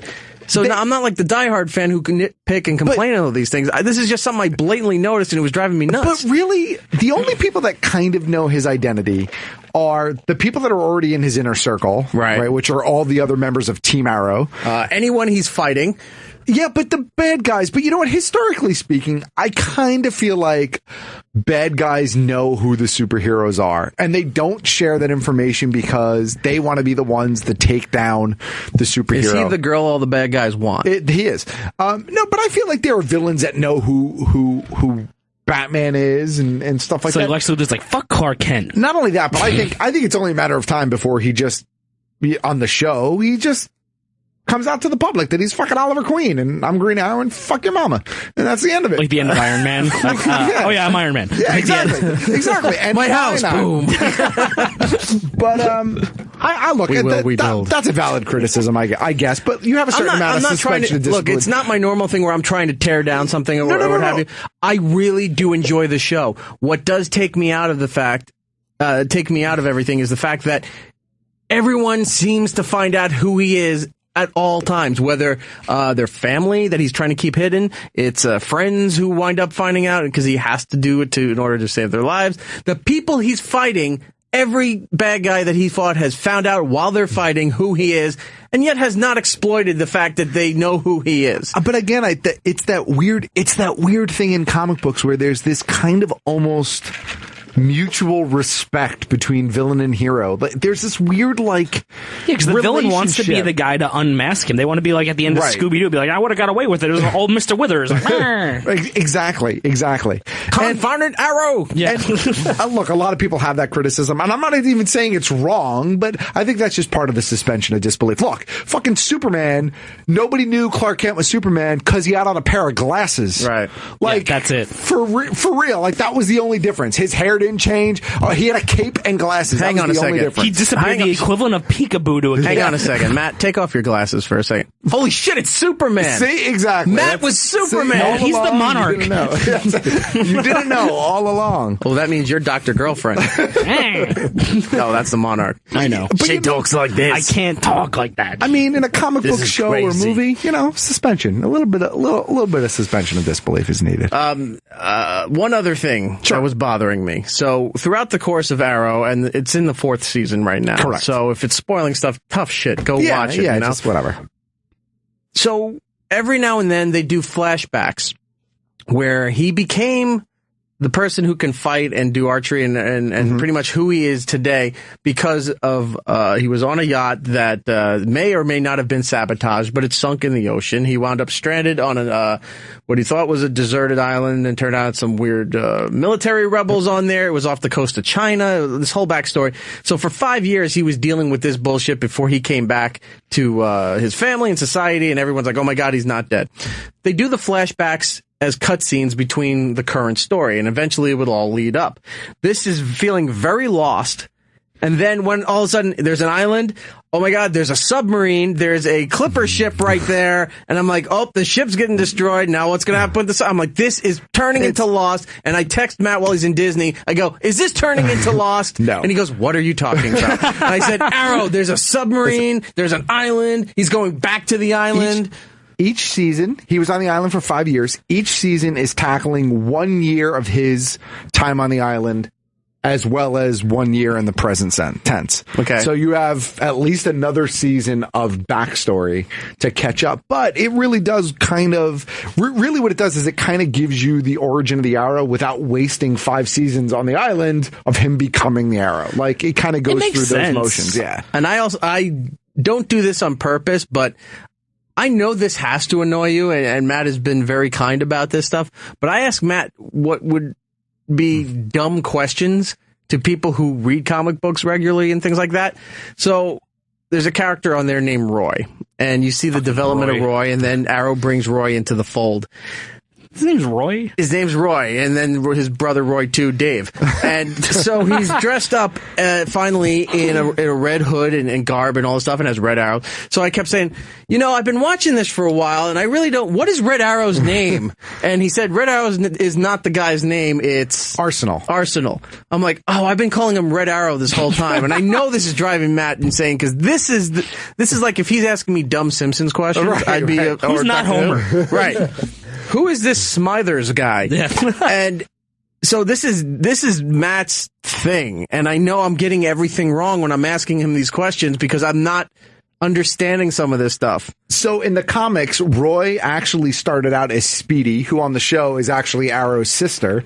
And in the future, if you go into the comics in the Kingdom Come storyline, Roy becomes the Red Arrow. So you're not entirely and then comes wrong. back in time and kill Barry Allen's mom. Yeah, exactly. You're not entirely wrong. I'm mixing series. Okay. But yes, Roy is Arsenal, and he is Arsenal as well in the DC universe. Like that's the character name that he takes on. So I've also noticed the crossovers. When Green Arrow showed up on Flash is one way, but when Barry Allen, the Flash, shows up on Green Arrow, he's meant to look like he's like a lying dick all the time. Well, he's got kind of a weird trust thing, and I think also he's used to being in that Flash universe. If you watch the two shows have a very different feeling. Flash is a lot more lighthearted, and it's a little bit, I don't want to say silly, but it doesn't take itself quite as serious as Arrow. Arrow is a bit more of a drama. Flash is a bit more of like action comedy in a weird way. And so when the Flash comes over to Arrow, he has to now integrate into that drama, like, so is he like more like Deadpool-y type character? Like he's just like, like just a sarcastic kind of like jerk, or is it just like the tone of it just isn't as serious? The tone isn't the same. Okay. And because he's so kind of lighthearted on the Flash. Like the Flash is a really lighthearted show. He's so lighthearted on the Flash. Right. I think sometimes he has a hard time integrating into the world of Arrow, but in the last season, so season 4 of Arrow and season 2 of Flash, they actually kind of do a bit of a role reversal. So the episode Arrow runs really fast. They put yakety sax behind it. No, but like it kind of felt like the episode Flash of Arrow. is trying to shoot arrows every direction. Looks like Kid Icarus. It kind of felt like the episode of Arrow was a little bit lighthearted, and the episode of Flash was a bit serious. But it works. Oh, know what it is? It's, remember when Mr. Burns... Who's the eggplant man? That's what I want to know. We're going Kid Icarus. The eggplant man, yeah. Eggplant wizard. Oh, wizard. My bad. No, remember when Mr. Burns, instead of paying for health insurance or whatever, he was going to do morning calisthenics? Yeah. And they were doing the really racial Indian bow pole squad. Yeah. That's what he's doing. That's what Flash is doing? That's what Flash is doing. It always comes back to The Simpsons. But yeah, so I watched Arrow, I watched Flash, I watched F is for Family, Bill Burr's. Oh, it's so good. 6 episodes was really good. It went way too fast. I was like, oh, it's done? It's definitely got to come back for a second season and maybe do a full, nowadays a full season's 13 episodes instead of 22. But I think they'll definitely have to do that. So, when we had Bill on the show, and then he was also on Opie and Jimmy, he was explaining the process of it. The animation takes a while, so we're probably not going to see a season 2 if it gets greenlit, probably till, I'll say, May 2017, maybe at the earliest. Wow. You know, one of my favorite animated shows, at least for a while, was Boondocks. Do you remember Boondocks? Oh, yeah. It was based on Alex McGruber's comic strip, and that show was so good. But I think the reason that show, Swim? Yeah, it was Adult Swim. Yeah, I think the reason that show suffered a bit was because you never knew when the season started, and there was like a year and a half between like the first and second season. You lost a little bit of interest, or you didn't realize it had come back. But it was so good. But the animation process is so lengthy. That could be what happens with Rick and Morty right now, because season 2 has come and gone, and everybody loved it. There hasn't been a new episode in a while, right? Season ended in November. Okay, good. It was done, but it's not going to be another season, I think, until 2017. Oh, wow, okay. So it's going to take a while, and I think that's going to be the problem, because season 1 was so unique and different. Everyone's like, what the fuck is this show? And it was like when Family Guy's first season or Futurama's first season, they didn't do well on the network, but because of word of mouth, everybody was, trying to get the DVDs and pass them around to everybody. Rick and Morty, that second season was really good and blew everything up, and it's on a cliffhanger too. Yeah. But now you got to wait at least another year before season 3, and because it's animation, that's what I worry about, is that it takes so long to get to the next thing. That will people still come back around to it? Will they lose interest? I think they will. I think it's the same thing like Sherlock does. Like, dude, when was the last time we had a new Sherlock episode? Can we talk about Sherlock? And we're not getting it till 2017, 2018? Here's another thing. It depends on your DVR, apparently. Yeah. Yes, because it was on. Yes. I didn't know it was on. What, the Christmas special? Yeah. So here's what? I didn't even know it aired. I honestly didn't even know it aired. That's how stupid I feel right now. So hold on. We're talking about Sherlock, the BBC franchise, which airs here in the United States on PBS as part of Masterpiece Mysteries Theater. Did you say Master P's Mystery Theater? Right. Rosebuds, frozen peas, full of country goodness and green peas. No, wait, that's horrible. I quit. No, it's part of PBS, because for some reason BBC America can't air it. Yeah, they can't. PBS got the broadcast rights to it. Now PBS even though it's public broadcasting, it's not a national network. It's a chain of things that connect to each other, but depending on your region, it's different times, different schedules, whatever. They throw BBC Sherlock under the guise of Masterpiece Theater, but it's under Masterpiece Mysteries. So if you go to search it, you don't find it unless you look up Masterpiece Mysteries. At least here in the New York area. But my DVR was previously recording Sherlock with no issues. And when it was listed previously, even though it was Masterpiece Mysteries... It did have Sherlock tags on it, right. It was listed as Sherlock. The Christmas special is just listed as... It's like Masterpiece Mysteries, like episode 23. And then it says The Abominable Bride, which is the title, the subtitle of the Sherlock episode. It's re-airing on the 10th. The 10th, so you have a chance to grab it again. Now, here's what you do. And PBS doesn't have on demand. They don't, and it's nothing's online. In New York, there's two PBS channels. There's Channel 13 and there's Channel 21. Right. They're both different PBS things. They're not affiliated with each other, but they are part of the PBS government network thing. Whatever area you're in, whatever your public access thing is, January 10th, search your guide, find out, because the time won't be the same. If it's on 8 o'clock here on the East Coast, say D.C., New York, Boston, if you're in Chicago, it may have been on at 6 p.m. and you didn't even know it, or 2 in the morning. So search that stuff out. Masterpiece Mysteries. Abominable Bride is the title of the episode. Sherlock, and hopefully you'll find that. So, did you see pissed. it or no? No, because I started seeing people on Twitter going, "Oh my God, this is amazing." I go, what the fuck? I didn't know it was on. I thought it was coming out in January, to be honest. I didn't even know it was coming out now. It was. So I wasn't even looking for January 1st or 2nd or something stupid like that, but nobody... I had no idea. Nobody I know personally saw it, because we all had the same problem. We were all relying on our DVR to pick it up because we weren't home, and then it didn't. Yeah, it didn't. And then it just didn't... But I went through now, and I set it up through Fios to record on the 10th, which is whatever it is, Monday or Sunday. But... yeah, it totally got fucked. So I think part of the reason I think they're rerunning it is because they know. And again, they don't have on demand. Like, there's no on demand, so you can't catch it. So I'm going to watch that. Sherlock. There's your public service notice. There's your public service tape Sherlock. Yeah. So that, and then the Doctor Who Christmas. Which was very Christmas good. special. Very good. Really links something. It's a weird connection, but it's very fulfilling. From the current Doctor and River's song to somewhere in her timeline, pretty much showing that he shows up right before she meets, or at least 1 or 2 stops before she meets David Tennant, which is where she dies. Right. So, and spoiler. That was so many seasons ago. If you haven't seen it by now, go to Netflix and binge it. It's all up on Netflix. Check it out there. Netflix seems to be the key to everything. Of course, Making a Murderer is the big thing right now. Everybody's talking about it. Giddles told me the night that it went online, and I didn't watch it because I just wanted to detach for the Christmas break. I just wanted to have, be happy and have a good time for 2 weeks, not deal with work, not deal with the outside world. Thank you. I wanted to put up the signs that says thank you for not discussing the outside world. Yeah. And so I said, I'll watch it after the break and we come back to work. And then everybody here has been watching it and crazy. And if you've been listening to Opie and Jimmy all week, every day has been something new with interviews and all this other stuff added to the thing. I just haven't turn that switch in my brain to sit down and force myself to watch it. I'm sure it's really good. Brian said, he's like, I'm upset, I'm angry, but this was an amazing show to watch. So you're getting all kinds of feelings watching this thing. I saw it like the first weekend that it aired. I've always been a big true crime buff because I majored in like documentary and stuff like that. And I was just kind of blown away. And now my apartment is just kind of looking like a crime scene. Like I just have like pins and strings connecting all the evidence and everything. And then I started watching other true crime shows. It's just been, I think everyone's had a much better New Year's than I did. I just sat around thinking I was going to get framed by the police for everything I did. He's just binging the first 48 and all that me stuff. too. Right. No, that's every day for you. Wow. Hold on a second. Real quick. Chris in New Hampshire. Chris, you have something for us? What's up, man? Hey, it was all the way back when you were talking about Mr. Burns. Those were called Iroquois twists. Yes, the Iroquois twist. That was it. Hey, love the content of this show, guys.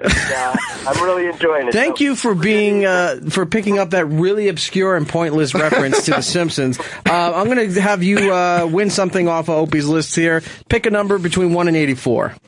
I'm going to go with 51. 51. You get a copy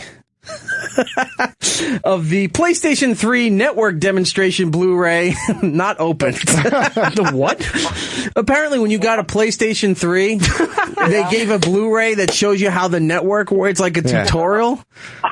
So that's what you win, and I'll make sure Opie signs that for you. All right, well, the good news about that is I just got a PS4, which doesn't play any PS3 stuff, so that'll be helpful. But, and it won't. What they're doing is they're doing some stuff that's backwards compatible through PlayStation Now.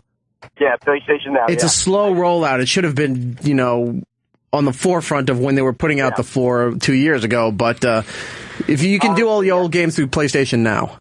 Well, honestly, the only reason I got the PS4 was for Fallout, which is incredible. But I think I'm going to go pick it up at some point. Because Giddles wound up picking it up. No, you picked up 3, right? Yeah, I'm still playing. I have a 360, so I'm still playing 3. But it's so much fun. Yeah. Everybody's been telling me how great 4 is. Well, being up here in Boston, up in New Hampshire, but I commute to Boston every day, and it's amazing. I find myself on 93 looking over at a building that I had just cleared last night. Yeah, because Fallout 4 takes place in Boston, right? Yeah, it's in Boston. The map's basically from Concord to Salem and then down to Quincy and almost to Worcester. I mean, it's incredibly huge and incredibly detailed. Is it as accurate? Is it city by block, like how it is in Boston? Block by block. In fact, some of the missions you have to do are follow the Freedom Trail, go to the Bunker Hill Memorial. Fenway Park is a massive market for you to do trading. It's incredible. See, I feel like this is the subplot in the Fallout games, because in Fallout 3, I feel like I'm learning a lot. It's like, go to the Smithsonian and take the lunar lander, and we'll give you a whole lesson on how we landed on the moon. I feel like they're tricking me into learning by playing video games. Hey, this is learning! Yeah. It's working. It's working. Yeah. All right, guys. Well, have a great evening. All right, Chris, we're going to put you on hold, and Lewis will get your information, and we'll send everything out for your PlayStation 3 network demonstration video. Okay. All right, put him on hold. If you want to participate in any of the conversation, 866-969-1969. That's 866-969-1969. We're talking about stuff that we got a chance to catch up on binge, be it movies, video games, TV, things like that, and various other stories from the break there. So, quick recap. I went through Flash and Arrow and F is for Family. Matt got really pissed off like me because we couldn't find the BBC Sherlock Christmas special. Giddles was watching Making a Murderer and then playing Fallout 3. Yep. Right. I have one other thing though that I watched over that little bit of a break. The Colony, the pilot episode of The Colony, they released early online. And how is that? Because I'm interested to check it out, because with the USA's new approach since Mr. Robot, I've kind of liked their programming, so I feel like Colony I'm going to like. Before you go into that, Mr. Robot, Giddles tipped me off, and then we tweeted it out to everybody. They did a marathon right before New Year's Eve, so if you didn't get a chance to watch it, they ran every episode back to back with limited commercial interruption. Nice. So that's sitting on my DVR there too to watch. But The Colony. So I liked it, but I had some problems with it. Okay. So it definitely has a little bit of pilotitis. What's the premise? Well, the premise is it's another alien invasion, and the various cities on the planet, at least as far as you know in the pilot, you don't get a lot of information, but they're kind of blocked off with giant walls built around them. Okay. And so each little city is kind of its own little colony. And you don't see the invaders in the first episode, but their presence is very well known. And it stars Josh Holloway, who was on Lost, and it stars the woman who played Lori on The Walking Dead. Oh, okay. Yeah. Rick's wife. I don't remember Sarah Wayne. The brunette. Her name is terribly shitty, annoying fucking actress. That's her name. Well, you know what? That was her name in Walking Dead, too. It is. So here's what will happen. If you see the start of season 2 where she's having a baby, you know she's going to be killed off right away. So here's the cut that out. Here's the problem with Colony. Lori is the problem with Colony. I started watching the episode, and I really like Josh Holloway. I liked him on Lost. Sawyer was one of my favorite characters. I thought he had one of the best storylines. I thought he was one of the best developed characters. He was really good. That guy, Josh Holloway, by the way, he was the guy for years I said if they ever did a Green Arrow movie, he should play Oliver Queen. Okay. Because I thought he would be perfect for an older version of Oliver Queen. But anyway, so the colony starts and you see Sawyer and whatever his name, Josh Holloway, and you're like, oh, okay, he's cool. And the premise is kind of cool. And then you see Lori and you're like, oh God. You know what? It was just her character on The Walking Dead. She can't be like that all the time. All the time. And then like 3 minutes into her speaking for the first time, you're like, oh no. Oh no, she's the exact same character. It's like that's just with who she all is. the same shitty, backstabbing, selfish character flaws and poorly delivered lines and awkward pauses. She's a bad. I'm sorry if you're a fan of her or if you're related to her or if you are her. She's terrible. If you are her, she's listening right now. She's terrible. Well, we are drive time in Los Angeles. You never know. She was just flipping through. I've heard. Oh man, there's nothing new on Hits One. What's going on there? I've heard. Let's see what's on Opie's channel with it. Hey. And then it's like that video that made the news. The car speeds out of the tunnel real fast and flips over the side of the cliff. I mean, I really did. I really liked. Oh no! I really like the premise of the show. I really like where it's going, and I just. I can't get past how bad she is. Like, I hope it doesn't ruin the entire show for me, or they kill her really quickly, is what I'm kind of hoping for. Do you think it's the acting, or do you think she's just really good at playing the character that you're supposed to hate? Oh, good call. She could just be playing an annoying character. You know what? But she has... If that's the case, then whoever was writing the colony was like, you know what was great about The Walking Dead? Everything Lori did. And we're going to do it the same exact way. Because it really feels like they took Lori and just dropped her in there. Dropped her in this show. Like, she has the... Well, her body wasn't really found on Walking Dead. So there you go. And maybe it's just me. Maybe I'm overreacting because I just hated her that much on that show. But she was really difficult to digest. Let me ask you this then. Do you forgive her if later in the season she shows her boobs? No. That doesn't make everything better? No, boobs don't always make everything better. Okay. Yeah. I mean, sometimes if they're nice boobs, but not always. There's just a wall around it, the colony. It's not a given. Sorry, go ahead. Oh, no, go ahead. No, two things with one thing with Colony. We'll go back to you, and then I'll show you how this ties in.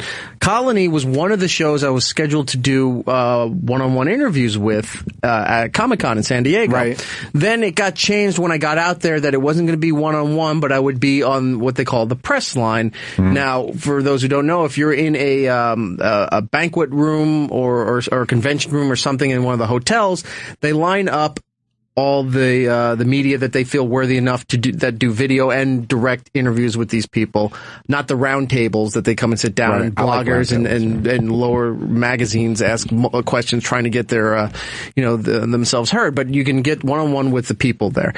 They said, we got to switch it to a press line. You can't do the intimate one-on-one thing. Okay, that's fine. So I get there. They not only switched it to a press line, it was 2 rows deep. Oh, that never happens, ever.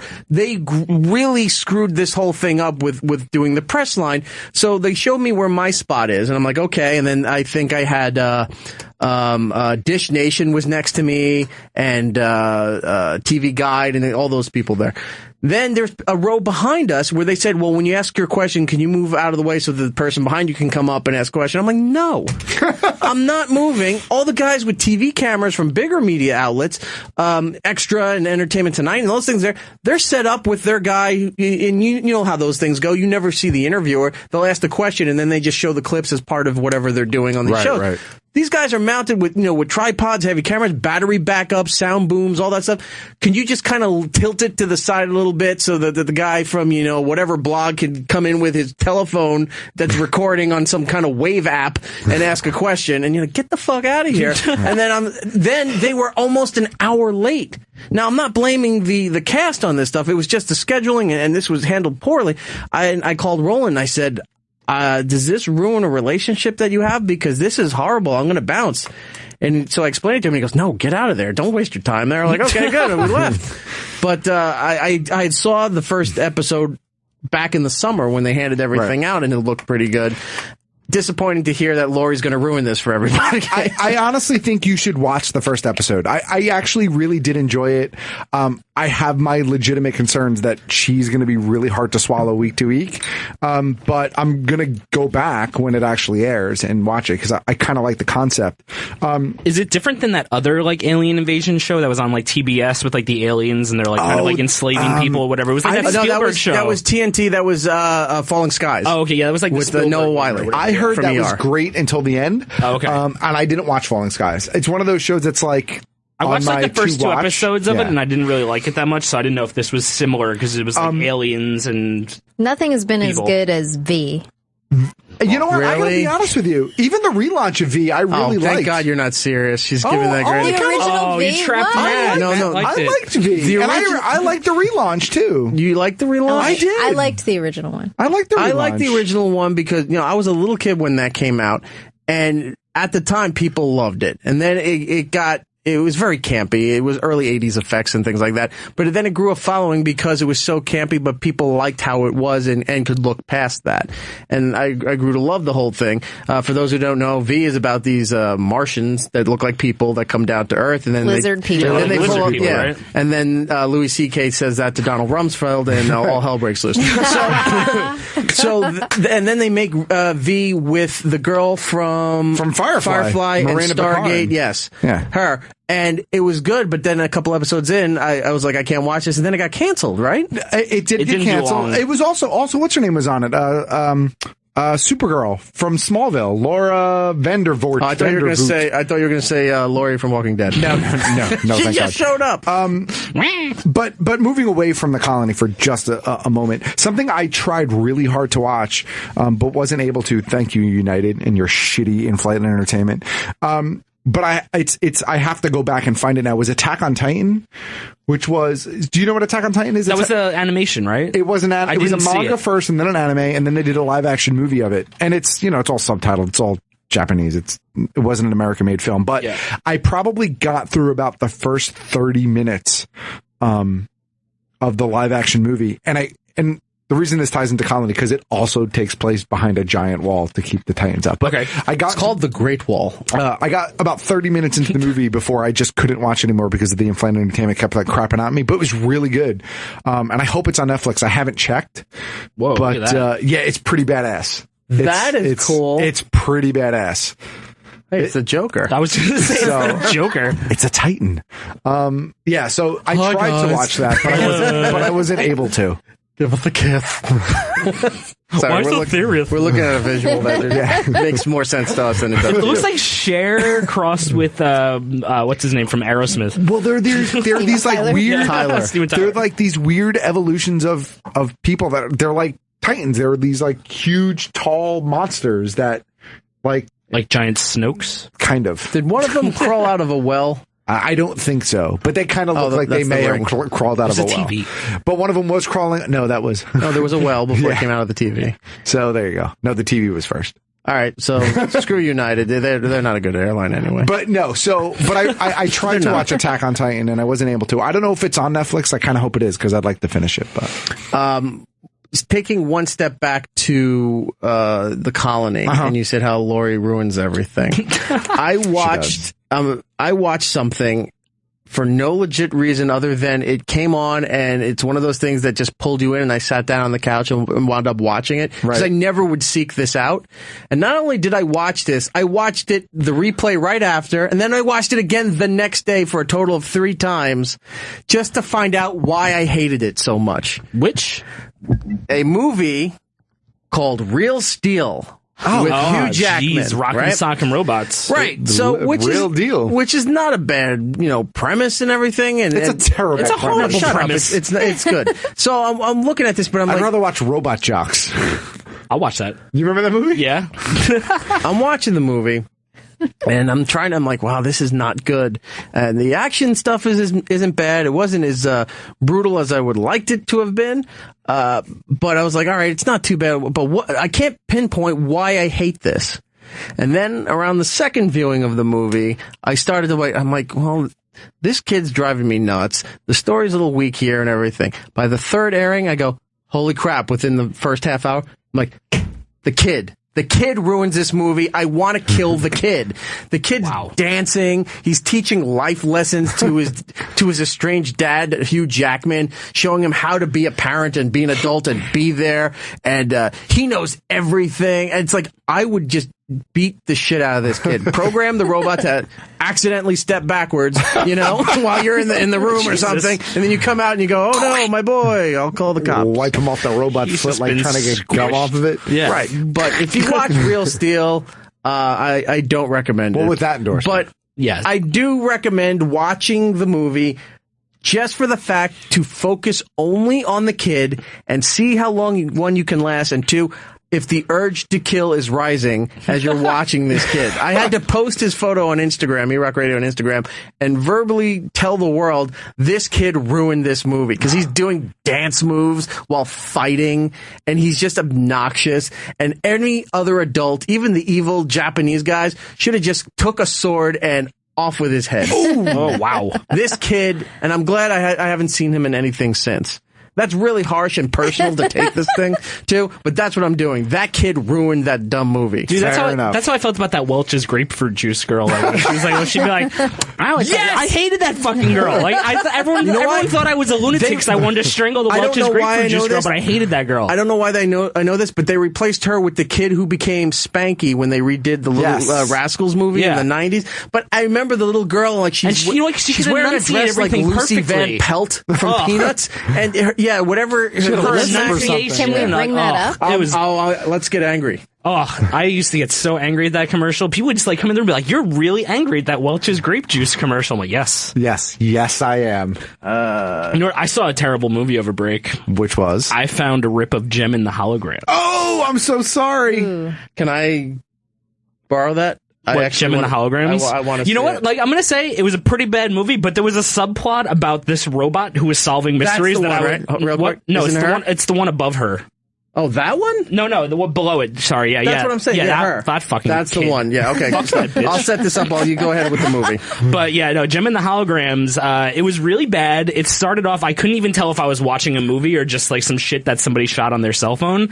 But then, halfway through the movie, there's a plot where the girl's dad is a robot who solves crimes, and he's kind of like BB-8, and I was really hooked. But then my internet crapped out, so I didn't get a chance to finish it, and I haven't gone back. But it was a pretty fucking terrible movie. That was the cosmos telling you to not watch that movie. No, because it was in theaters for a week and a half before they pulled it because it was so bad. Yes, I had to see it, and it was pretty bad. There was no plot. Fuck this girl. Yes. I hate this. I hate this kid. Why are you doing this to me? Okay, because we now have to don't hate this kid. Because we have two countries that we need to explain why this girl is awful. Just listen how she enunciates Call in her with words. your shitting on kids stories, and not literally, but kids we don't like that we can all share in our anger with. All right, now this is I think it's 1998. Yep. Okay. This is the first comment said, "Lol, I went to school with her." Oh, jeez. I wonder if she got beat up a lot. She's probably drinking all the grape juice. Let's see. Play this shit. Here it is. She's an adult now, so you can hate her. Yeah, I can. Don't you love the color of Welch's purple grape juice? Purple is the color of things that are very special, like the Concord grapes in Welch's. Purple things taste special, and Welch's grape juice is very purple. Fuck you. All right, look at the facial expressions this kid makes. Here's the problem. No, she's look at that. That's mean. That's a horror movie. That's what it is. That's what I'm saying. The problem isn't, I don't think she's a bitch, but I do think she's a serial killer. Yeah. Who drinks grapefruit juice like, I'm gonna murder you? Well, I mean, maybe that's that how little girl. Yeah. That's like Poltergeist 4, Welch's. That's like, that is a horror movie plot. Oh, man. I hate that. I want to see where she is now. We'll watch again, but I'm putting the link up on it. There's so many of them. There's so many of them. Check out. No, and that was just creepy too. It's like, what tastes like purple? I don't know. Grimace? You've been blowing the McDonald's character? Like, what the fuck? The only time the purple stuff is good is when it's a Sunny D commercial. Yeah. Sunny D is awful. Yeah. I don't know who. Purple stuff. Yeah, I want the purple stuff 10 out of 10 times. Yeah. Don't you love the color of Welch's purple grape juice? Purple is the color of things that are very special, like the Concord grapes in Welch's. Purple things taste special. Special? And Welch's grape juice is very purple. Oh. She looks like the kid from the Twilight Zone when you pissed him off. Was it Billy Mummy, right? She's going to turn you into a cup of grapefruit juice. That's going to give me... You want to get the grape juice. No, we don't drink the grape juice. You want the grape juice. That's going to give me nightmares. Those eyes, they're looking into my soul. It's like doll's eyes. Lifeless eyes. Like a doll's eyes. Well, you can check out that. You can check out the old Witches spot up on It's Erik Nagel on Twitter there. Witches. And if you haven't seen it, well, welcome to our world of hating a child. Oh. Listen, some children need to be hated. It's true. It just is. You know, as a former teacher, it's definitely possible to hate kids. Some people are uncomfortable admitting it, but you know. Paul in Toronto, hang on a second, because his thing is all in caps with exclamation points. I want to shit on kids. Jesus! I hope that's not what I'm thinking. If anything, we can't take that call. Defecate. Paul, hang on. Things for are a different in second Canada. Here. But let's go to. It's called poutine for a reason. Let's go to Adam in Chicago. Adam, how are you? Hey, how are you guys? Good, man. How are you? I'm good. Hey, Real Steel, man, you're giving it a bad rap. That's not a bad movie. It's not made for you. Look, it's made for like 10-year-old kids. No, the kid is the problem. I said this. I said the movie wouldn't be anywhere near as bad. It would be kind of decent to sit and watch this movie if that kid was not involved in the movie whatsoever. Right, but put yourself, be 10-year-old Erik Nagel, okay? Right, I would kill that kid. I know 10-year-old Erik Nagel. 10-year-old? That would have been amazing. You know what 10-year-old Erik Nagel was doing? He was swinging over the swing set so that when the swing did flip over the bar, it didn't go all the way. It fell straight down. I hit my head, and then got caught on my belt loop, hanging upside down till my dad had to come out and take me off the swing set. That explains so much. Holy shit. Wow. It would have helped you. Everything I know about you has just been explained in the last 5 seconds. Wow. Making a Nagel. 10-part Netflix series. Isn't Real Steel really just like a glorified remake of Over the Top? Well, the thing is, if you take the kid out, it's just adult boxing robots. That's what it is. So what? That's fine. Just watch Aliens. Just watch Robot Jocks. Yeah, there's lesser TV shows that are more successful. BattleBots. Eric, you love wrestling, man. How could you not like this? The kid! I keep telling you, the kid! How do you feel about Sheamus? He's like the annoying kid on wrestling. Do you not like him? I like Sheamus. I'll bro kick your ass. Can we go back to 10-year-old Eric, please? No, we can't. Falling on his bean on the swings when they swung over. The rest of us jumped off the swing first. I found all this great Erik Nagel memorabilia. No. Hang on. Eric's going to mute my mic in 3 seconds. Adam, let me hook you up with something off Hope's list here. Pick a number 1 through 84. 37. 37. It's We've on done this that page. one already. No, we didn't. No, we did 36. Oh. 37 was a joke. Yes, 37. You get a copy of Knocked Up, the extended unrated edition on DVD, not opened. Ooh. I know. So you get for 37. Not opened. That's a pretty big feature. Which means somebody gave it to him and he just passed it on to you. Okay? Awesome. Thanks, guys. All right, no problem. I'll put you on hold there. Anyway, so binge watch stuff like that. We didn't get Lisa's thoughts. What did you catch up on during the break? I also watched Making a Murderer. Okay. And and I understand why it makes you want to watch more true crime stuff, because without any spoilers, I don't feel like you get proper closure from it. I think that's why everyone is so obsessed with it. That's why everyone's talking about it. Because you're waiting for it, in the end, the jinx, where there's going to be, this huge, twist, and it's nope, they just... Yeah. Yeah, it's wait, this story hasn't ended yet. It's still going on. But that's kind of why I liked season 1 of Serial. It was the same thing. And I think that the success of Serial might have probably helped stuff like this. Well, this they started making in 2005. So they've been working on this for 10 years. Oh, I didn't realize that. Okay. But Serial, the first season of Serial also leaves you a bit, but what's next? Yeah. And it's still playing out in the courts, that case. Where's season 2? The case is still pending. Yeah, the case is still pending. No, season 2 of Serial is actually a whole new case. And what I've listened to so far, not as good as season 1. But season 1 was really good, so. Yeah, I gotta check that out now, because I did that. I did The Staircase, which is another true crime show I found, and just falling down that wormhole. I'm a detective now. Did you know that? Yeah. I didn't, but I can detect. But I do now. I'll have to check out Making a Murderer, because I haven't watched it. Yeah, definitely do that. Anything else?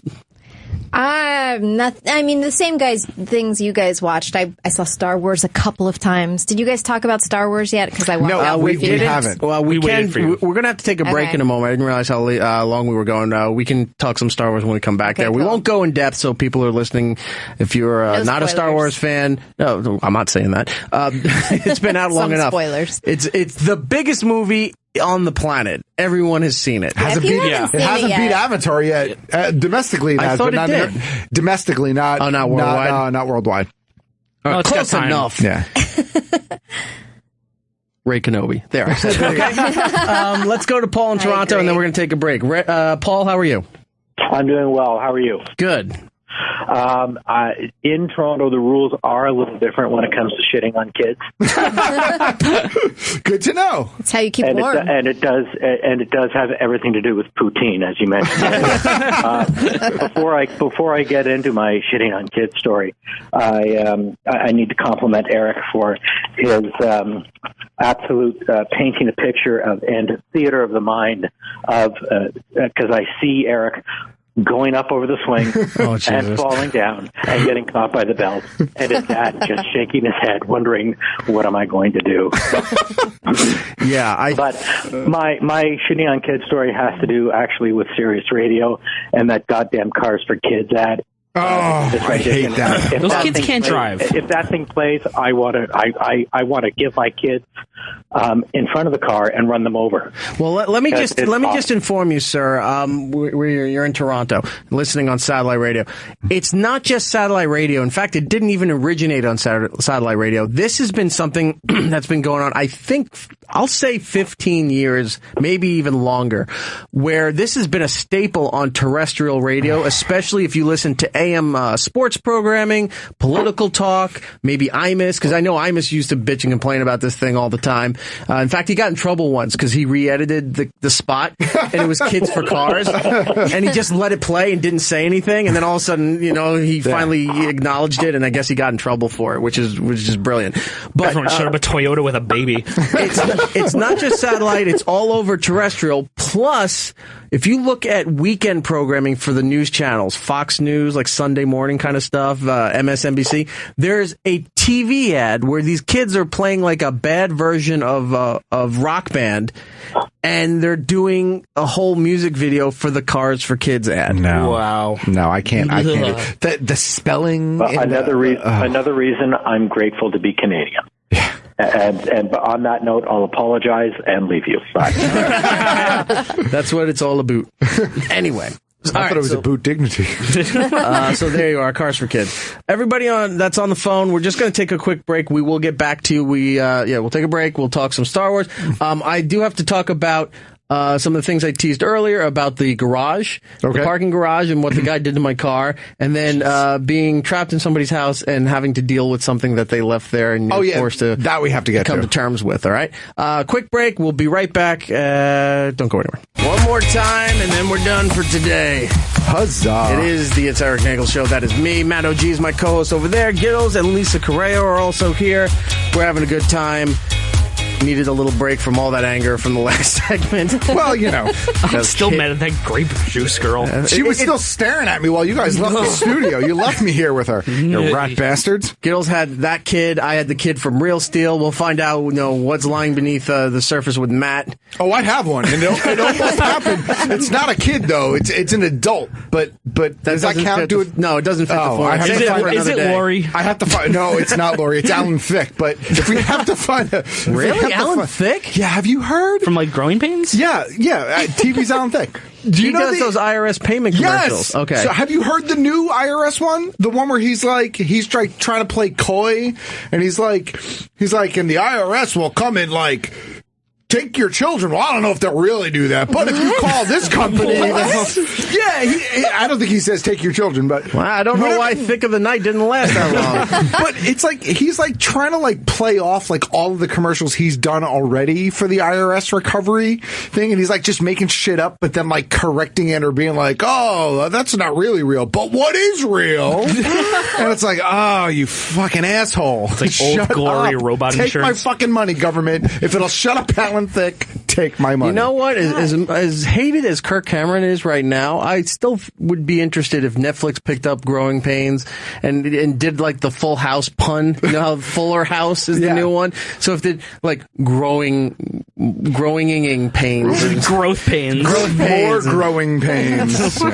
Bring everybody back. That would be the most uncomfortable show ever. Just like Kirk Cameron coming down the stairs and you're all going to hell. Great. Well, let's see. Ben was played by Jeremy Savage, and he went nowhere. When they did the the younger daughter that they brought in, Chrissy, that was her name, the redhead. She was the Oliver to the Brady Bunch. Chrissy was to Growing Pains, and when they did the reunion thing, Chrissy got married, somebody got married or whatever. It was bad. Ben not looking too good. No. And then Tracy Gold, who was the sister Carol, infamous stories of bad eating disorders. Yeah. She kind of messed up herself. Kirk Cameron went nuts, fired the really hot girl Julie that used to be on Growing Pains because she posed in Playboy. Right. And, she's a good friend of mine. She is? Yeah. Can we get her on the show? Oh, yeah. I would love to talk to her. She's a really good friend Julie of mine. McCullough. Yep. All right. Could you make that happen? I can make it happen. Give her our information, or you set it up, whatever you got to do. Okay. Get her, please. Thank you. She's online too right now. All right. All I want to talk to her is about the Carnival Cruise episode. So Kirk Cameron went, apeshit crazy with all the ultra hardcore conservative religious views, and I don't know what happened to the mom. She's probably living a nice, peaceful life. And Leo Alan DiCaprio had the best career out of all of them. He did. Yeah, he seriously. Who knew? Runaway. Who knew? I would definitely like to see he still can't win an Oscar, but I remember that episode where they had the waterbed and they accidentally pop it and the water's going all over the house. Yeah. It used to terrify me about waterbeds. Did that show cross over with another show too? Did a spin-off, you mean? Yeah, was there a spin-off to that one? Spin-off? No. I'm gonna do a search. Maybe, you know what? Carol, who was played by Tracy Gold, her sister was the blonde girl on Benson. Oh, okay. Which was on roughly, they overlapped. They were on at the same time. I thought there was a spin-off with the Kirk Cameron showed up on an episode of Full House. Wasn't it 8? No, 8 is enough. Oh, there was. Bill Kirkenbaum, he was the coach. Yeah, he was the coach. Just the 10 of us. He was the coach at the city school that they went to, and then he moved his whole family out to Lubbock, Texas. See, I'm not entirely crazy. I'm like half crazy. This is just all useless knowledge. I'm it is. It's completely useless knowledge. I looked for crossover, and not only that, Can I give some useless knowledge? Yes. Sure. Do it. Did you jerk off to Jamie Luna? Whoa! Hey-o. This just got awkward. During the break. During the break. Yeah. I did. Who didn't? Yeah. That's why the pizza tastes Perfect funny. Strangers. Remember that? Larry Yes. Balky? What show was very successful and was a spin-off from that show?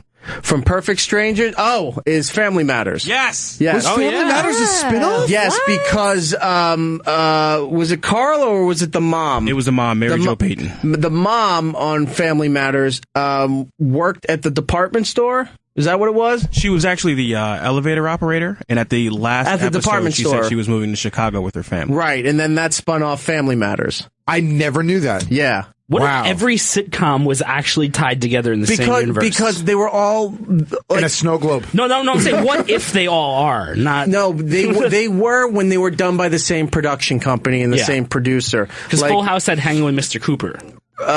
No. Wasn't that a spinoff? No. Oh, I'm wrong. Not that I knew of. No.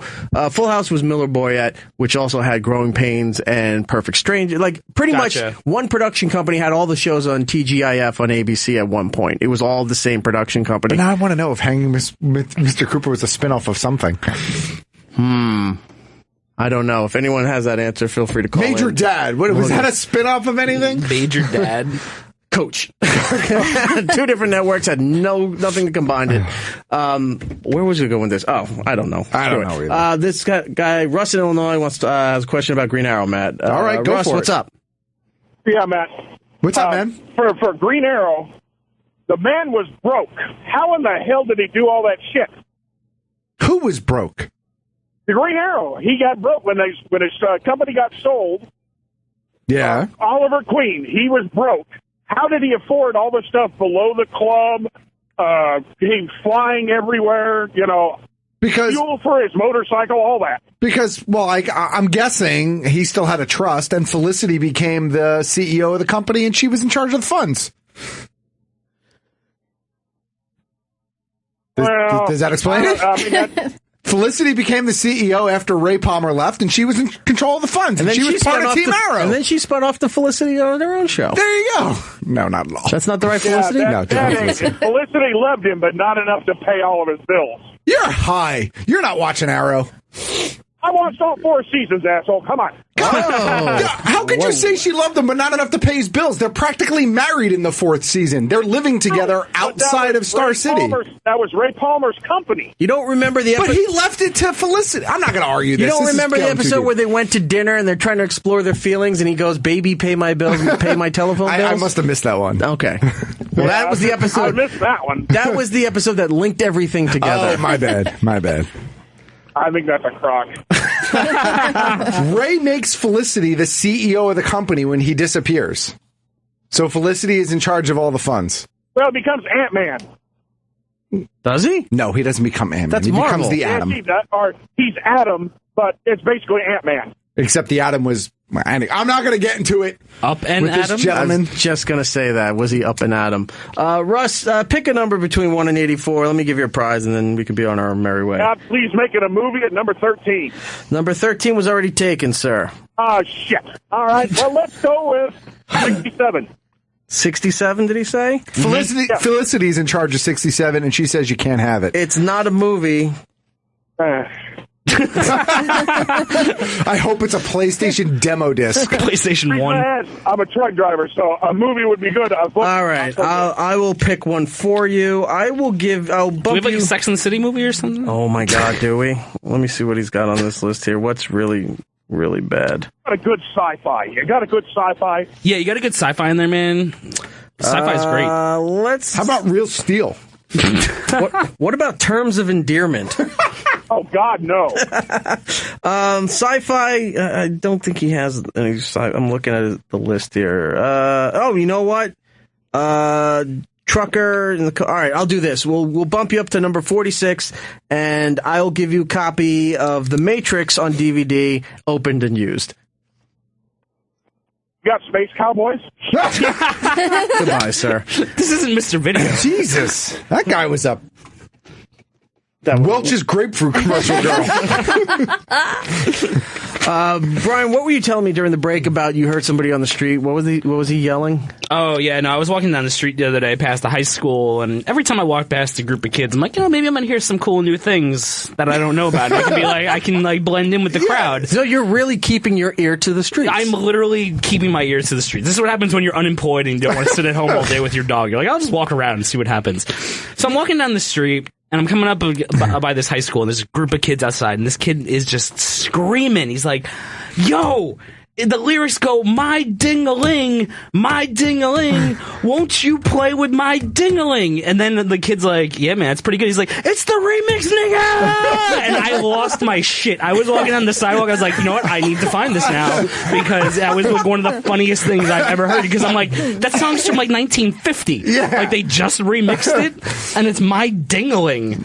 Like, oh my God, it was just so good. And then I started looking for the remix, and all I could find was a 15-second remix that they did with The Simpsons of the kids singing My Ding-a-ling from like season 1. All right, here. But that's all I could find. That would be this. My ding-a-ling, my ding-a-ling. And then it cuts to kids dancing like in basketball courts, and I think they're doing the Dougie. My ding-a-ling, I want you to play with my ding-a-ling. So, I don't know if this is a real remix. If someone could find the actual remix, I don't know. This is just what we found on the Google. But apparently it's all the rage nowadays. So if you see like your young nephew or something, be like, yo, my dingling. But see what he says. See what he says. Well, we threw that up on the Twitter. It's Erik Nagel. You can check that out. Not the only thing that was happening on the streets here where it comes to Lisa. What happened to you? I was assaulted with what could have been a deadly weapon. Someone threw a banana at me. It hit me square in the back, and I turned around. While I was turning, I'm thinking, I better see a really good friend of mine who's just playing a joke.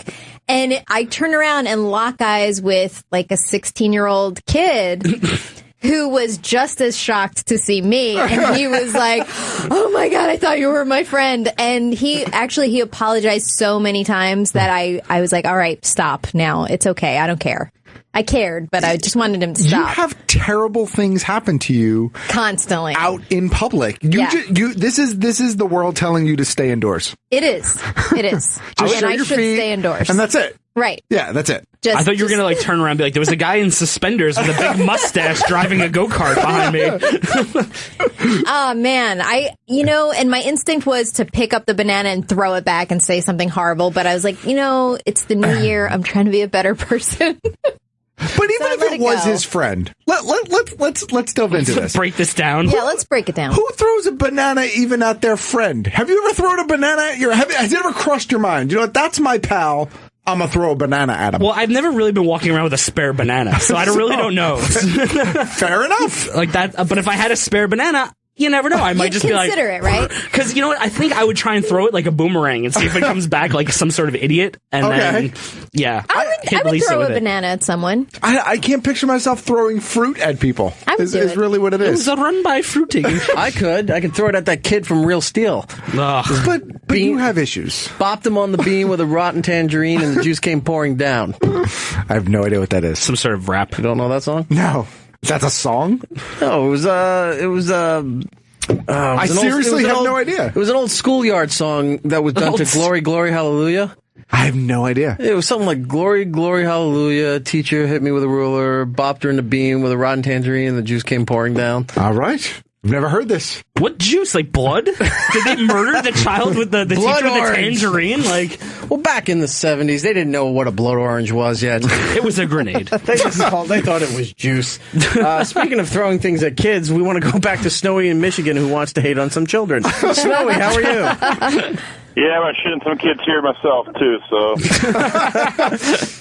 Hope you guys had a good Christmas and New Year's, gentlemen. We did. Thank you, Snowy. We did. What about yourself? Yeah, it was good. I had, a couple weeks off. I got cabin fever. I was about to go back to work, actually. But there's two kids. One I was thinking off the bat was Dakota Fanning in that War of the Worlds movie. Oh, my God, yeah. Reaching yell of her, I wanted the Martian to disintegrate her. Yeah, she wouldn't, but...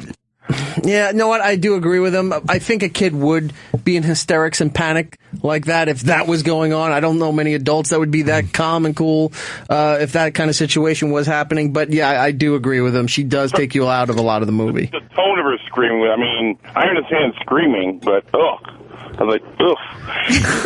One that came to mind, actually, as I was on hold, Short Round from the Indiana Jones Temple of Doom. Could there be a more stereotypical, like, little Oriental kid? Sir, it was the 80s. It was a different time. Everyone just like, oh, that's how they are. He was the same character in Goonies. Jim was talking about the Judd Hirsch character in Independence Day being like Hebe Kikeberger. Could have been more of a Jewish character. Language, seriously. That's the other show. I understand that, but that was pretty, I mean, that's... Right out of that I'll give you Dakota Fanning, but I don't know if I'm going to give you Short Round. I liked Short Round, too. Yeah. Right, but if anything, not even Judd Hirsch in Independence Day. You should have went with Harvey Fierstein. Good point. Friend of mine can't... I gotta call my mother. That fucking annoying kid in the Babadook. Oh, friend of mine can't stand Carl from Walking Dead, at least when he was a younger kid anyway. Well, no one can stand Carl from The Walking Dead. Well, he did come from Laurie. So there you go. It's a family trait. From the tree. You can tolerate him slightly more. Slightly more. I give him points for let Jiggy Jar Jar do. Yeah, I give him points for not staying in the house. If that was my mom, I'd be at the house too. Right. So, well, thank you, Snowy. Snowy, pick a number between 1 and 84, and we'll see if we can give you something out of Opie's media prize thing here. How about the answer to life, the universe, and everything? How about 42? Nice. Hitchhikers. No, there's no prize there. So long, and thanks for all the fish, Snowy. Hey-o. No, 42 is wow. Snowy, I think, got the best prize on the list. What? That's good. I like Snowy. 42 is the great answer. You got the complete season of Lucky Louie. Ooh. Signed by Louis C.K. and Jim Norton. Wow. That's a good one. Good for you, Snowy. I'm sure Reddit is going to call for your blood. But I'll give that to you, my friend, and we'll put you on hold, and Lewis will get your information, all right? Huzzah. Gentlemen, thank all right. You have a good day. You know what the best part is? All these people have been saying numbers. I've been writing them down for Powerball picks for later. I'm like nice. 42, 13, 37. Are you doing the Powerball this Saturday? I mean, I can't lose any more money, so like, why not? I'm in a pool, so. Are you really? I'm in a pool at work, yeah. Do you think that increases your odds? I mean, everybody, it's a crapshoot for anybody. I feel like every time someone wins, it's like a pool thing. Well, a lot. You know, people who say it doesn't increase your odds, statistically, it does increase your odds if there are more tickets through the pool than you would buy personally. Yeah. If you're only buying $1 for yourself, but the pool is buying $100 worth of tickets, then yes, it has increased your odds. You might get a smaller piece of the pie. Yeah, it's basic math. It's the more really tickets you not have, hard. the better Finally your got a odds are. smaller piece of the pie. Exactly. Fish don't fry in the kitchen, beets don't burn on the grill. That's it. So, yeah, I think I've been doing the Powerball. Yeah. I haven't won. I kind of hope no one wins. I want to see it hit $1 billion. That's why. Dude, if it hits $1 billion, that'd be great. If it doesn't, no one wins Saturday. It goes to just over $1 billion, I think, for the next drawing. I've been doing Lotto twice a week. Okay. For a long time. Yeah. $5 a game. Well, you can't just buy the game because then you have to buy the Powerball. You have to buy number. the Powerball, and then you have so to buy it's that. $2 a game Right. plus an additional $1 for the Powerball. So I would do $15 for 5 games, and then I would also do Mega Millions, which was $1, but then you have to pay the extra $1 for whatever the Mega Millions PowerPoint thing is. So it's another $2. So at least twice a week, $25 a shot buying Powerball and Mega Millions. Look at this big spender. No, over here. I know, man. I lived with him when he won the lotto. I fucking dude, you don't have to tell me. I'm not even looking at him. I lived with him when he won the fucking lottery. Like, I don't need to know about any of this. Well, look, I'll say this. And not only that, Eric nonchalantly won the lottery. He's like, oh yeah, I won the lottery. Like, thanks, Eric. If I win, there's big plans. Oh, okay. Okay. We'll start our own thing.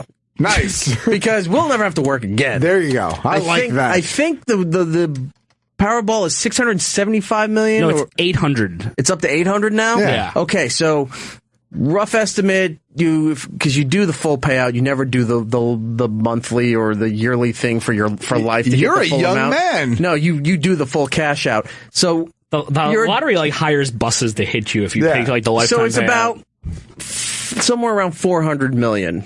Maybe a little bit over 400 million is what you're getting out of the 800 million.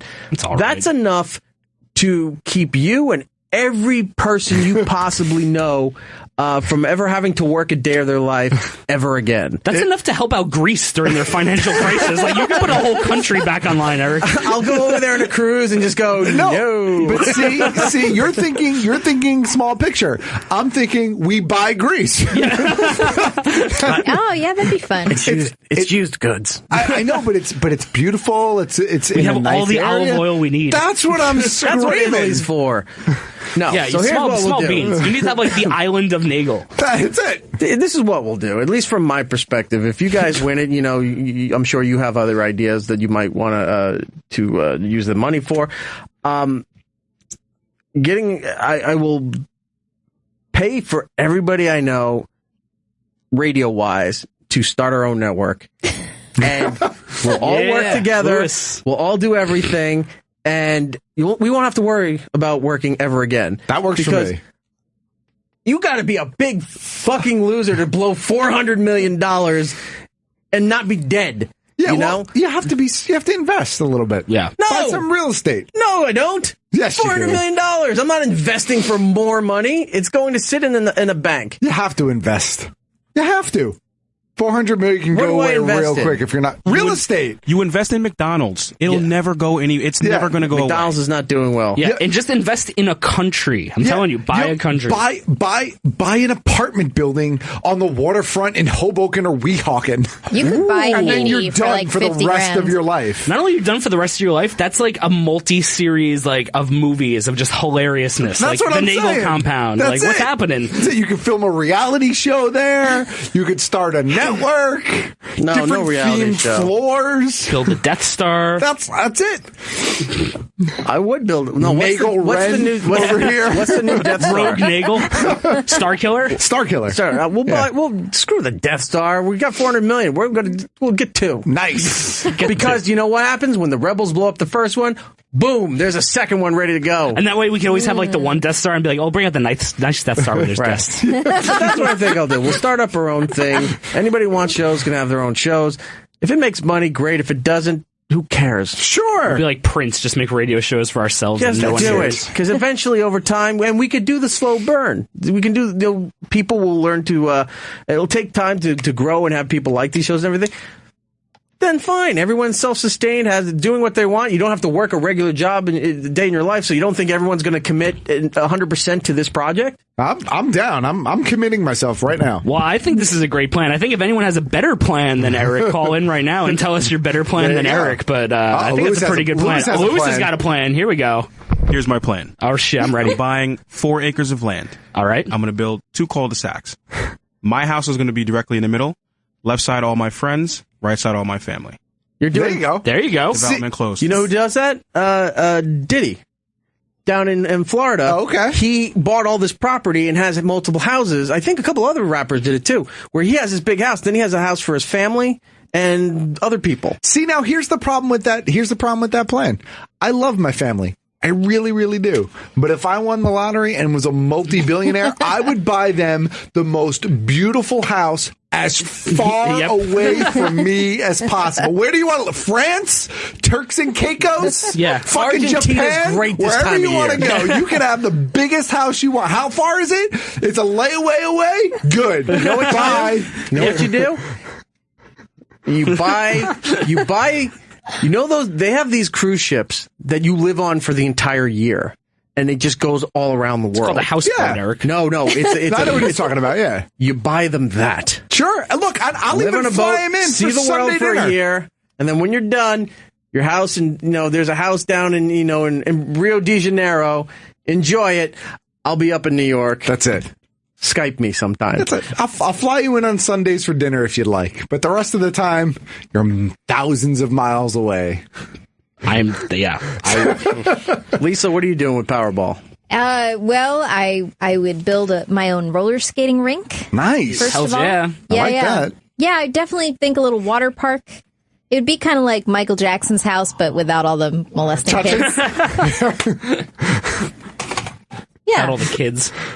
I'd open up some sort of store, I think, like an art gallery or like something like that where I could kind of work, but like not really work. You I don't know mean? what I would do. And I would have like Gittle's House of Mysteries. Like people would just come by and be like, "Oh, it's a dinner party tonight. Oh, look, Gittle's is dressed like a vampire." You could get now. I know I can do that now. You can get do that. You can get a big building and you can host those lock the room or what are those? Oh, escape the rooms. Escape the room. That's it. We You could still be a need to do that. curator. We do need to do that. No, you could do real life Sims, like I play it. You buy it and you trap people in the rooms on the second floor and you take the break off stairs Eric. away. Oh my God. This And then sounds you like an seal it Eli off. Roth horror movie. Yeah, it turned into like what we're gonna do with all of our money to how we're gonna kill people in a house. When it like went downhill so fast. Like, what did I miss?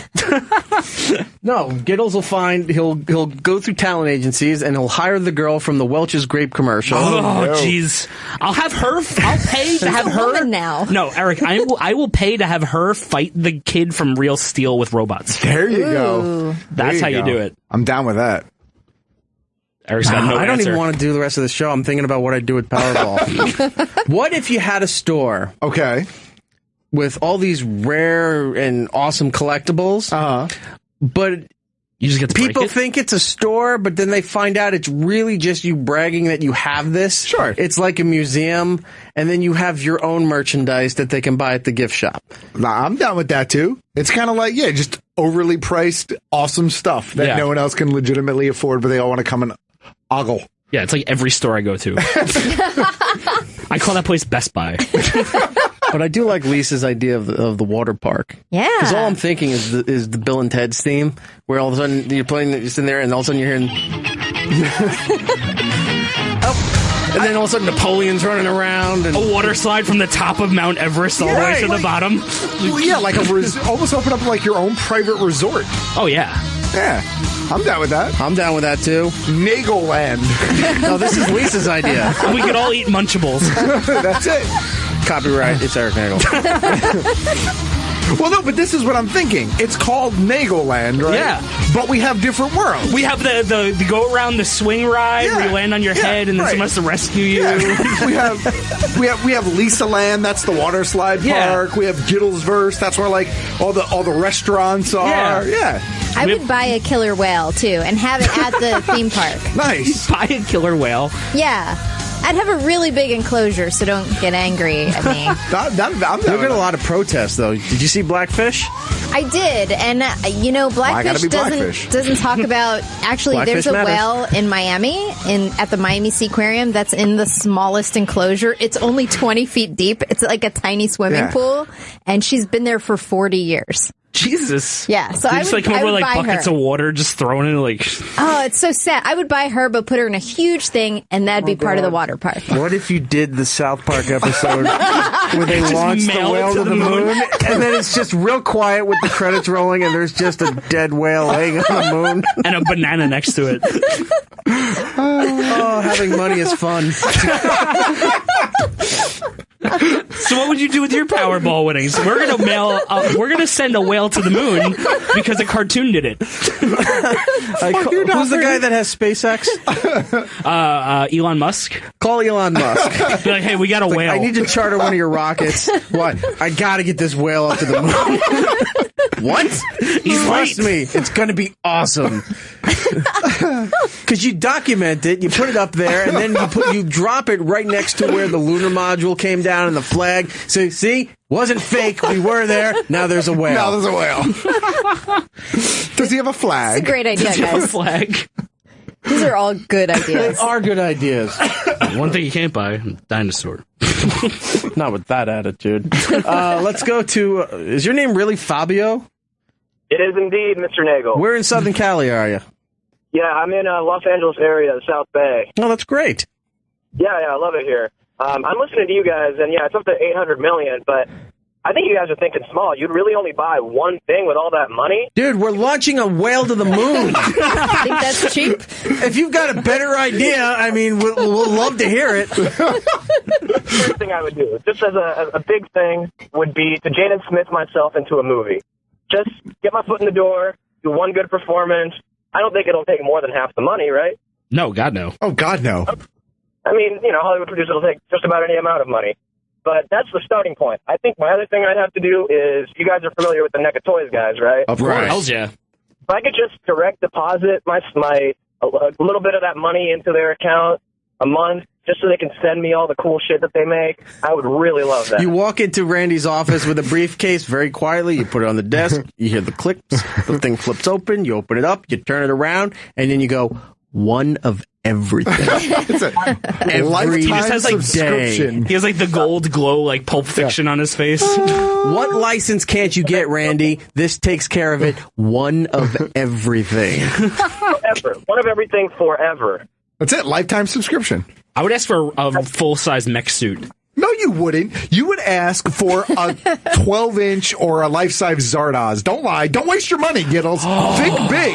Zardoz. A Zardoz spaceship or car I could drive around? That'd be amazing. Not even Atomic life size. guns all over the street. Gigantic robot size so you can launch guns out of his mouth at children passing by. Yes. There you go. First target, the Welch's girl. Dude, I'm sold. That would just be a starting point. I would probably buy myself like a stake into NECA Toys and get all the likenesses that the actors don't want to give them. I'm telling you, all you have to do, briefcase, very subtly, pointer finger up in the air, and you just go, one of everything. We're gonna have to get Randy back on the show. I think you only need a few $1,000s for what you're saying, though. Yeah, I don't think you need 800 million. Unless you're like, well, I want you to buy the rights to Harry and the Hendersons, too, and make me a Harry. Fabio, we're running out of time. Pick a number between 1 and 84. My favorite number is 23. Let's do that. That Jim Carrey movie's awesome. 23, you get a copy of, a brand new copy on DVD of Get Shorty. I love Get Shorty. Danny DeVito's the man. Okay. Nice. Nice. All right, Louis, I'll put you on hold. Louis will get your information. We only have a few minutes before we have to get out of here. Is Danny DeVito the shorty they have to get? Well, he's definitely trying to get that Nespresso coffee now with George Clooney. Let's see. You have the world people lose money. Oh, let's go to Bruce in Louisiana. Bruce. Yeah, obviously none of you guys have ever seen the documentary about the people that win the lottery and then fucking go broke and die and get killed and fucking murdered. Or just blow it on fucking crack and end up living under a bus. Did we mention crack at all? 400 million's a lot of crack, sir. Well on the moon, sir. Yeah. And besides, 400 million, you upscale. Bath salts. That's it. I believe this one dude won like 300 and something million. And it was less than 2 years, and he had dick. He had fucking not a pot to piss in or a window to throw it out of. But he had a great time before that. He had a great 2 years. Well, he was clearly irresponsible. Radio network we've ever heard, Dan. There you go. Bruce, pick a number between 1 and 84. No, dude, I'm cool. You already gave me traffic from Opie, so we're good. Okay. Thank you, though. No problem, sir. Call again anytime. Let's try to speed round through this. Rich in Illinois. Rich, what would you do with Powerball? Hey, man, you know what I would do? And this is really getting into the society right now, but I would go with a pot farm. I'm not a dope smoker by no means, but I mean every state is starting to get marijuana. Right, but I don't think it's publicly sanctioned right now. Certain states. I could they tell you have right private. now, They have private growers and things like that. Yeah, right now in Illinois, they are there is private growers that I've actually had to do stuff with my work to get these things going, and you start investing in a pot farm, and E-I-E-I-O. It's going to happen. It's going to happen. Well, sir, if you win the Powerball, I would like to pitch you a business model here of the copyrighted information known as Munchables. I can guarantee you that the pot farms are going to start happening every state, like Colorado. Well, New York's close to having it come here. It's already right? here. It's already Dispensaries legal. opened up the last couple days. Okay. Hey, Louis, how much time do we have? Got about a minute, 15 seconds. Okay. Plugs. blow out the promos, and so we can get the plugs and everything going here. I didn't realize how late we were going here. Anything else before we get out of here? Nah, nothing that's pressing.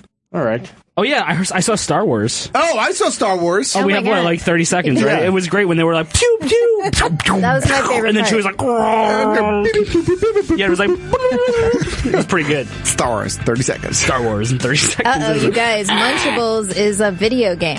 I Googled it. For shame. It's a Wii game. Well, that's fine. You have to get your registered trademark and copyright stuff for different fields. That's it. So Munchables will be anything that's edible, drinkable. That's where our copyright and registered trademark falls. Huzzah. Somebody makes a game, That's it on happens, them. but that's a totally different genre of business. Indeed a Rooney, dare I say. All right. Well, we do need to get out of here. If I'm not here next week, I won the Powerball, and look for the whale going to the moon very soon. Matt OG, let's go around the room. Start with you. Plugs. You can find me online, Twitter and Instagram, Geek Stuff OG, and every Thursday, new episodes of Geek Stuff the podcast go up online, bkgeekstuff.com. All right. Gittlebase on the Twitter and Instagram, and if you hear my voice next week, it means I didn't win the lottery. I don't got anything to plug right now. I'm actually just kind of hanging, so I'll pass this to Lisa. All right, Lisa Correa, All we go right. to you. Well, sadly, Wiki-feets. yeah, I'm going to miss the next show here because I'm going to be doing the Magic City Comic-Con in Miami. That is January 15th, 16th, and 17th. And but then I'll be back on this show on the 22nd. And on the 27th, I'm going to be at Caroline's, you guys. Yeah, Nice. Caroline's, that's awesome. Yeah. All right. What's that? This year we're gonna try to plan out all our con stuff. I would like to, Summer Con too. Yeah. See where that goes. We did Miami, we did New York, and San Diego last year. There's one coming up at the end of this month, but I don't think we're actually going to it. Amazingly enough. Which one? Fan Fest. It's the one that there's some Doctor Who people are going to be there. Some Arrow people are going to be there. Is that Philly? No, it's in New Jersey. It's Jersey. Yeah, I think one of our guests next week are going to be there as well. I'll be there. Oh yeah, we may have Josh Holloway next week. So that's not who I meant, but yeah. Oh, wow. Chris is coming in next week, isn't he? Oh, he is. Yeah. All right. Well, that's a story for another time there. It's Erik Nagel on Twitter, Instagram, YouTube, Snapchat, and a whole bunch of other stuff there. E-Rock Radio for myself on Twitter and Instagram. I think that's about it. Thank you to Chloe Grace Moretz. The movie is The Fifth Wave. It opens on January 22nd. You should definitely check it out. I think we covered everything, right? I think so. All right, so until next time, unless I win the Powerball, or anybody here wins the Powerball, we'll be seeing you. It's Erik Nagel. And that's all the time we have. Follow the show at It's Erik Nagel on Twitter, Facebook, and YouTube. Unless we do something stupid or something better comes along. We'll be back next time here on OP Radio.